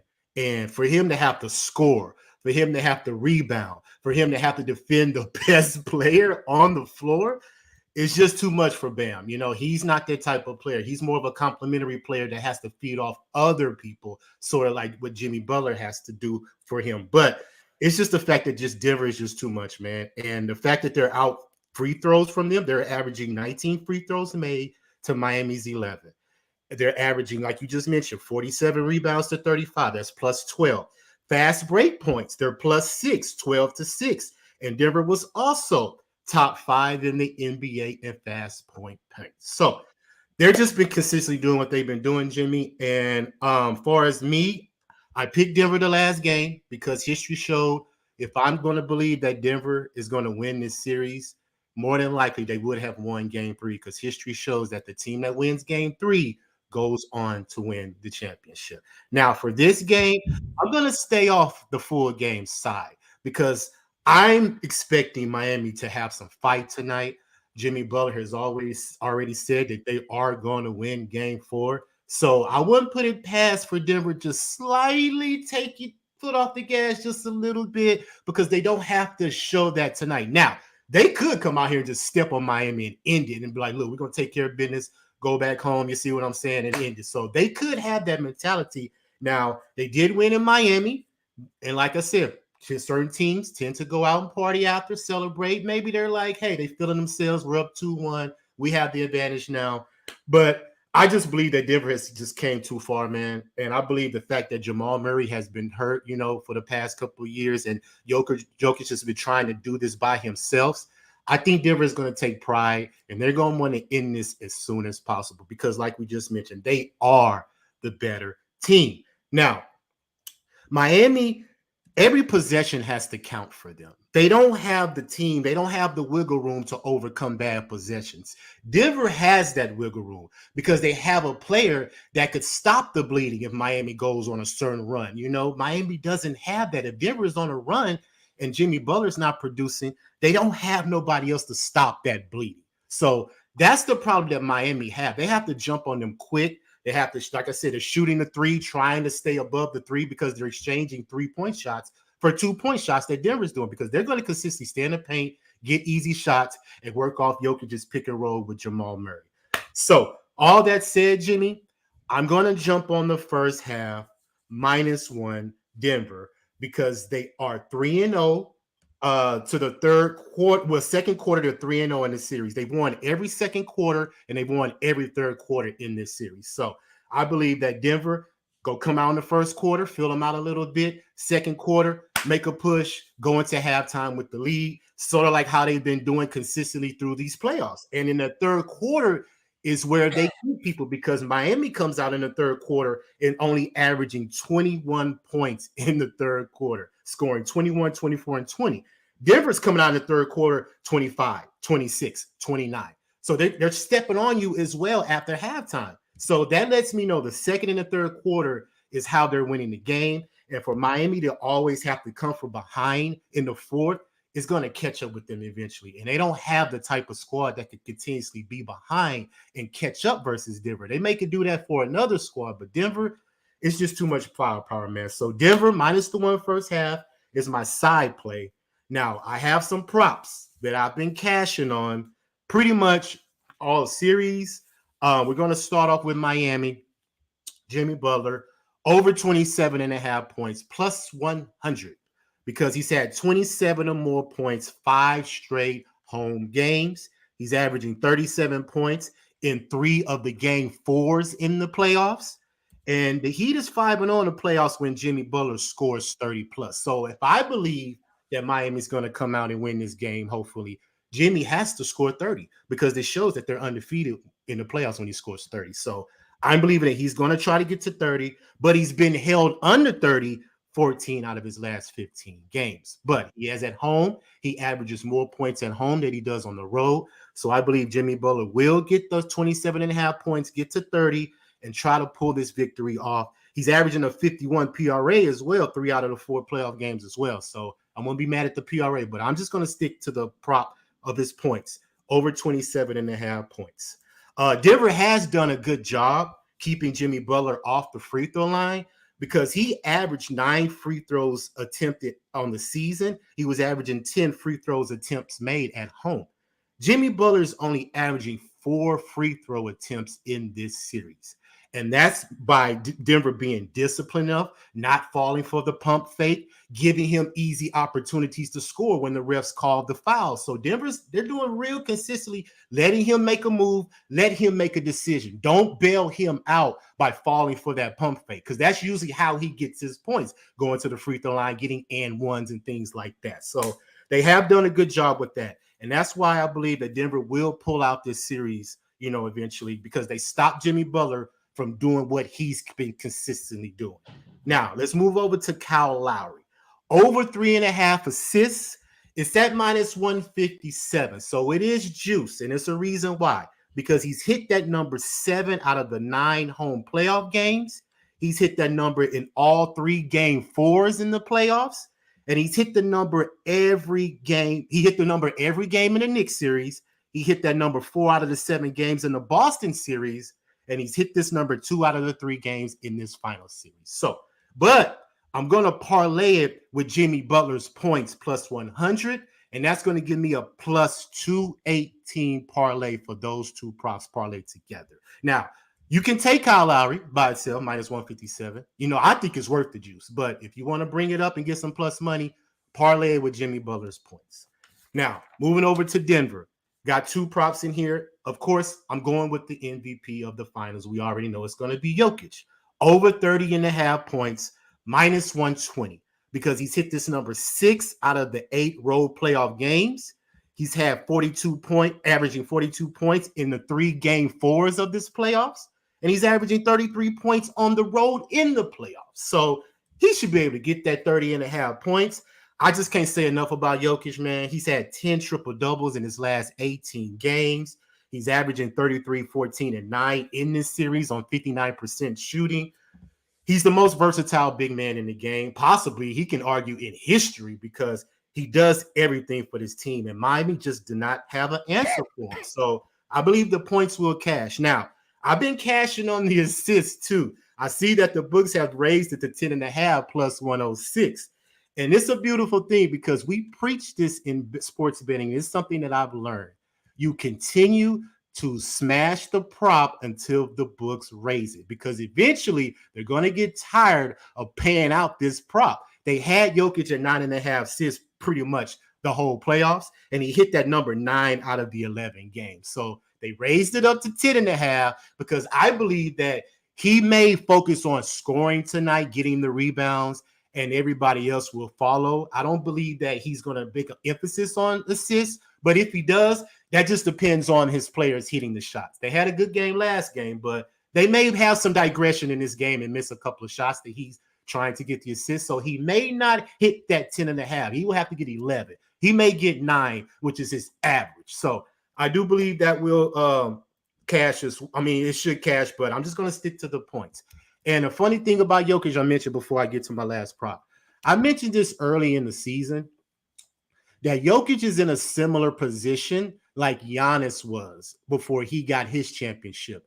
Giannis was a 2-time MVP, but he never made the conference finals. So that season that he didn't get the MVP, I think Jokic got the MVP that season. He went on to the conference finals, and he won an NBA championship by beating the Suns. This is the exact same position Jokic is in. He already has the MVPs. He has to prove that he is one of the best players in the history of the NBA. Not just in the NBA now. He's proven that he's going to be one of the best players in history of the NBA because he's putting up numbers that people can't fathom in the history of the NBA. So that's just a little thing that I mentioned, and I believe that I'm going to be right on that. That's just a good call. The fact that Jokic had to prove his worth this year. And to buy a healthy Jamal Murray, it made it easy for Denver to make this run all the way to this finals. Now, last one, Jamal Murray. Speaking of him, I'm going to take the over 25.5 points, minus 113, because he's hit this number 6 out of the 8 road playoff games. He's averaging 24.5 in the 3 game 4s in the playoffs. He's averaging 27 points on the road in the playoffs, and he's hit this number 12 out of the 18 playoff games overall. Now, I see that he's raised his assist prop to 7.5 because beautiful thing we just mentioned about Daryl on Wednesday, man. He cashed it. He swept all the way up to 10 assists. So that was a great call by Daryl. And I believe that they raised that for a number reason because they're tired of paying out the over 6.5 because he should have 7 assists tonight. That's why they raised to 7.5 to put that hook on it. And the fact that and he's mainly getting these off of that pick and roll, him and Jokic distributing the ball. It's just the fact that Miami cannot switch because even if you double team Murray off the pick and roll, you're leaving Jokic open. You pass it to Jokic, try to double team him, you got Murray open. So they're just playing yo-yo with the ball right now, just playing with Miami to see who's going to get the better shot. And if Jokic continues to keep the ball in his sweet spots, there's no way Miami can defend them. So I'm going to stick to Jamal Murray's over 25.5 points. Now, the points and assists is at 33.5. I don't have the juice on it, so if somebody in the chat could give me the juice on Jamal Murray's points and assists combined, because they have it at 33.5. And if I think that he's going to get 27 points and 8 assists, that's a 35 points and assists right there. So he should cash that. So instead of taking the assist prop by itself, just combine the points with the assists with Jamal Murray and see if you get a good number on that. 33 and a half here. Huh? 33 and a half at Bet 365 minus 115. Okay, I'm going with it. Mark it down. Put it down for me because I believe that he will get the points and assists to go over that 33 and a half. Are you concerned about the hand injury? No, I'm not concerned about anything because this is the finals, man. You know, ain't no time for whining right now, you know. And I believe they just don't have an answer for Murray and Jokic. And consistently how they've been playing, I don't see them digressing too much. You know, I mean, game 4, like I said, they could take this foot off the gas, but they still could win this game because Miami still has to hit their 3-point shots. We already know they can't score in the paint. And as long as Denver continues to keep guarding that 3-point line, make Miami score in the paint, that's the only concern that they have. They haven't shown that they've done it now, so I don't see them doing it consistently again. So those are my plays, Jimmy. Those are my props, and I'm taking Denver first half minus the 1. Oh, I love it. I love it. Let's review all of LJ's action. He's on the Nuggets, and let me know if I've made any mistakes. Okay. Nuggets first half minus 1 at minus 110. He's on Jimmy Butler over 27 and a half points at plus 100. He has a parlay. He has a parlay. Larry over 3.5 assists at minus 157, and Butler over 27 and a half points at plus 100 gives him a plus 218 parlay. He's on Jokic over 30 and a half points at minus 120, over 10 and a half assists at plus 106. Jamal Murray over 25 and a half points and over 33 and a half points and assists. No, I'm not going to take the Jokic assists. I'm just going to take the points. Like I believe he can cash the points and assists, but I'm just going to stick to the points because they have it raised up for a reason. You know, so I'm not going to chase the numbers. You know, I learned that from Sharpie. We don't chase props. You know, we bet averages. So if you're going to raise the average, then I'll just stay off because we already know that they've been consistently cashing and, you know, you just try not to pay out. So I'm just going to stick to the points for Jokic.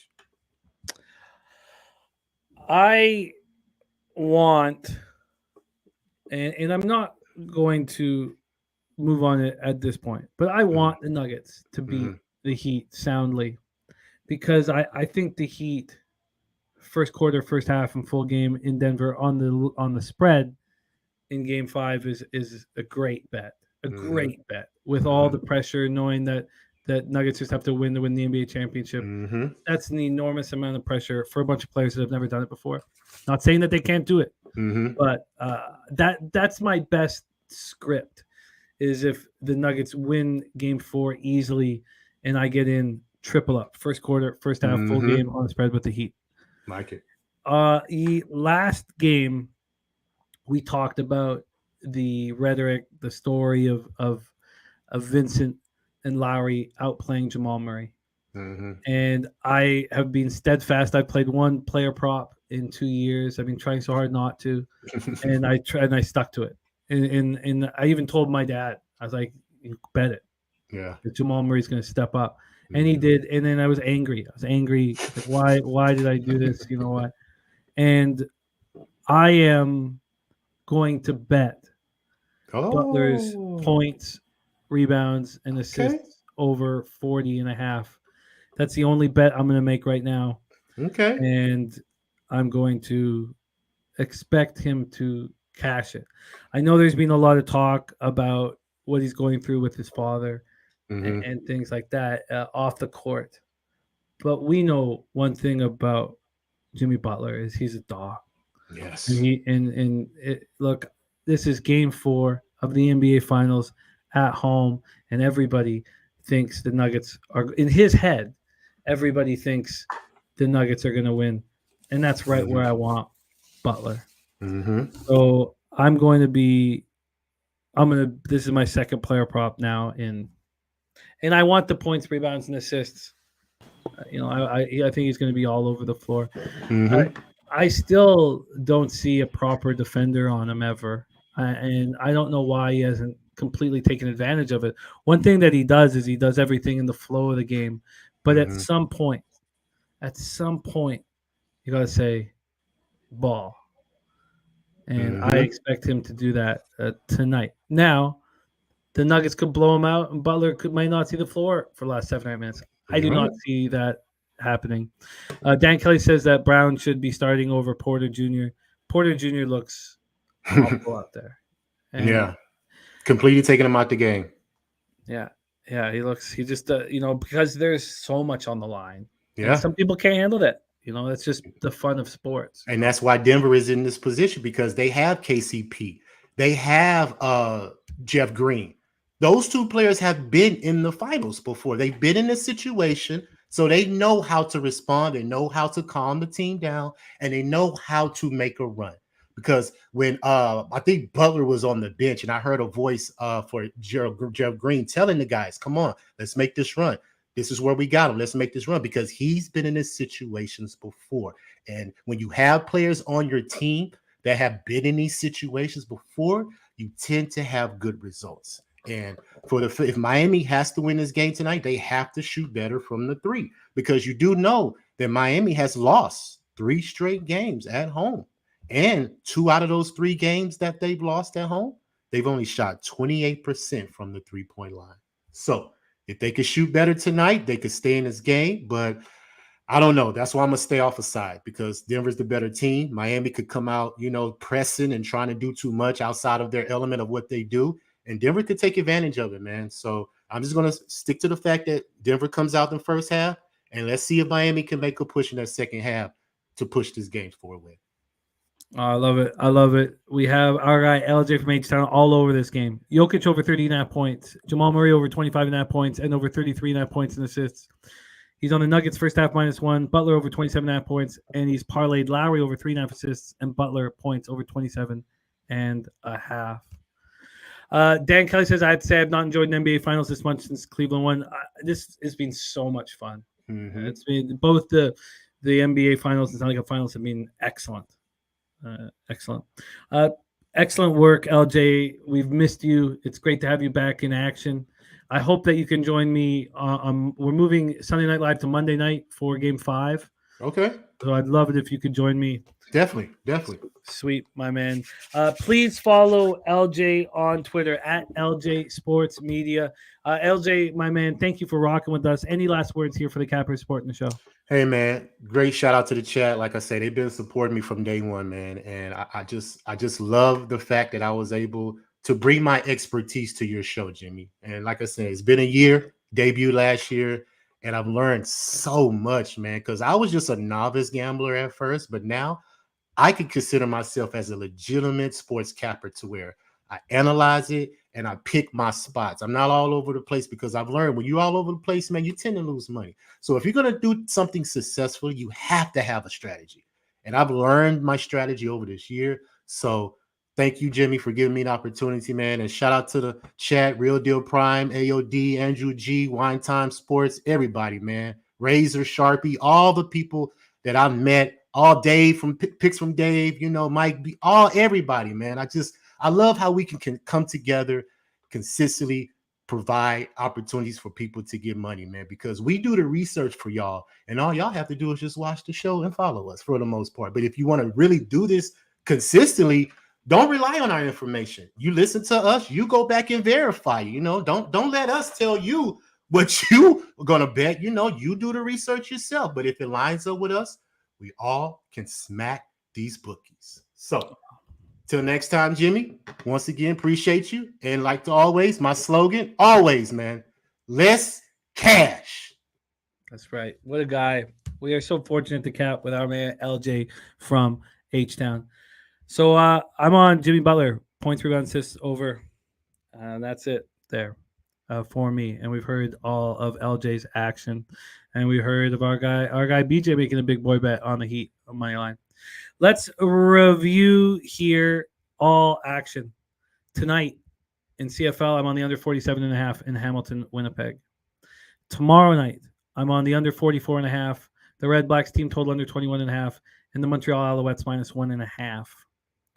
Then I've decided to jump on. Let's just see. Please don't tell me it's changed. It's the worst feeling when you're like, you don't make a bet here during the Oh, wow. Alouettes are right back at -1.5, by the way. They're right back at -1.5 here at Bet365 and still -2.5 available. But that total's gone up from 45.5 to 46 in Saskatchewan, Edmonton. I haven't bet it yet, but I'm about to bet at 40.5 bankroll. 40.5. 40.5. It's also just to the under, which was the same with Jamal Murray's. Piker says Heat early is the play, in my opinion. Should be a defensive slugfest, but led by Miami, get under 211 as well. I like the Heat early. I like the Heat early as well.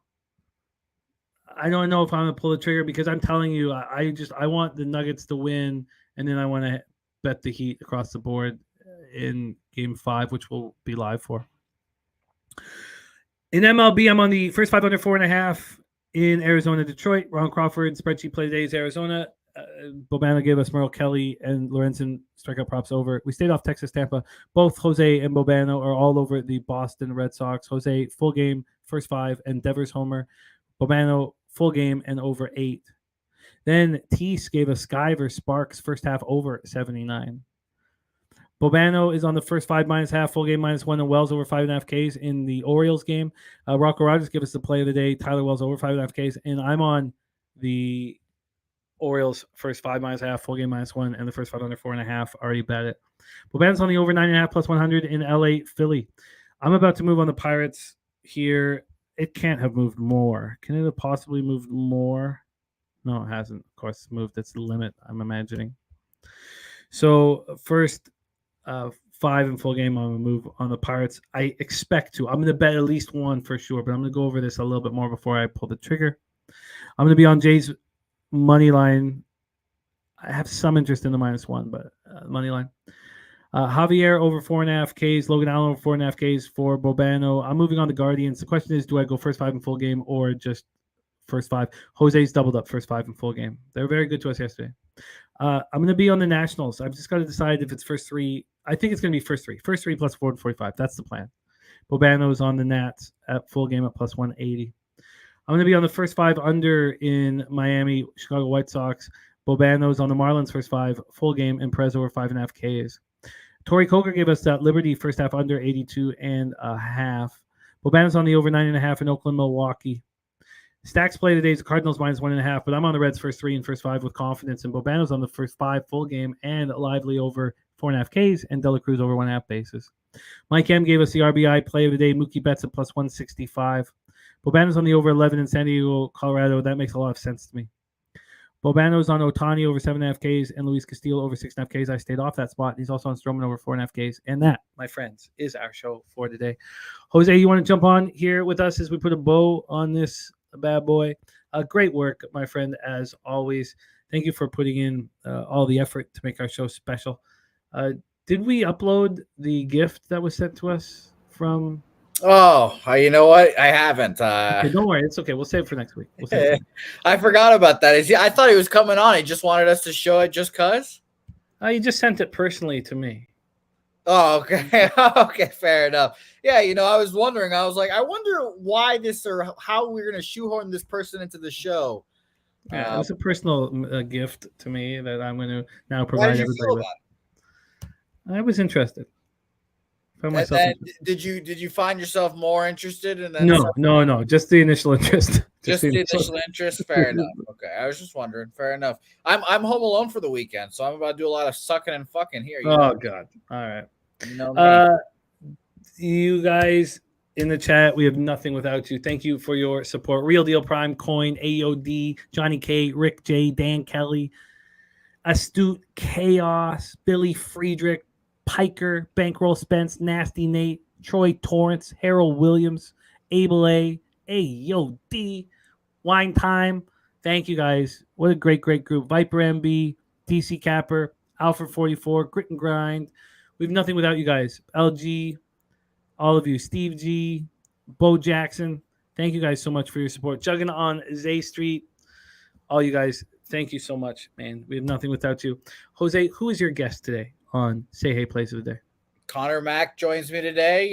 He yelled at me the other day, telling me to get my shit together record wise, and since then I got my shit together record wise. It was fun. You have a rich history of that working.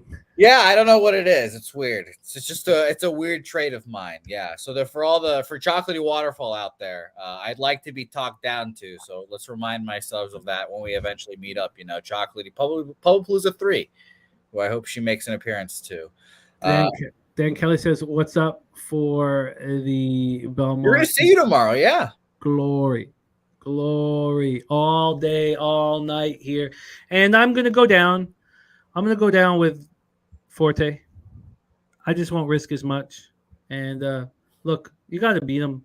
I understand he took a bad step, and I understand a lot of people aren't believing in him. But. I'm going to bet on him too. And every time you remind me of the wrong step, I cringe a little. I'm not going to lie. Well, a lot of people do, and a lot of people are going to be off because of it. So yeah, and I'm going to be on him. Shout out to him. What's happened to my guy Mage? By the way, Mage is taking a well-deserved rest. A little break. Is that code for they took him out back? Did he break a leg? No, he'll be back for the Traverse Stakes, the big race at Saratoga. Well, I hope he's fucking in his future. Shout to Mage. You know he's fucking. All right, that is our show for today. Jose, could you please leche us one more time this week? Bless our action. Well, we'll be back tomorrow. Yeah, but for us here at Betting with the Best. Of course. By the way, I'm on Reds first 5 with you, just to let you know on that. Shout out to my Reds. I was a little worried that their juice wouldn't carry over on the road. Their home fans giving them some juice, but Jordan Montgomery sucks. 10 straight losses for Jordan Montgomery. So there you go. Fun facts there. Let's have a fucking day. Let's have a day. We had a pretty good day in the chat. Again, some of my least favorables showed up in the chat, but they showed up. They're washing. I can't hate. I can only tell them fuck you under my breath, so it's okay. And interesting conversations led by Cheshire Cat today. Shout out to Cheshire Cat, my guy, as always. Johnny K, Dan Kelly, Real Deal Prime. Appreciate you. Real Deal Prime asked for me. I came. And then Juggin on J Street, I think he's keeping a tally of the questionable things I say. And he might be learning quickly that tally will grow. Piker, Billy Friedrich, Coin, all you guys, we appreciate you guys. Nasty Nate, everyone in the chat, as always. Let's fucking let you, those bookmakers. Let's fucking get it today, guys, because I can't wait. And, by the way, big shout out to Nuke Worker in Vegas. Shout out to him. I can't wait to see him, Connor Mack, hopefully together soon, my man. Let's fucking milk those bookies. Leche, los bookmakers.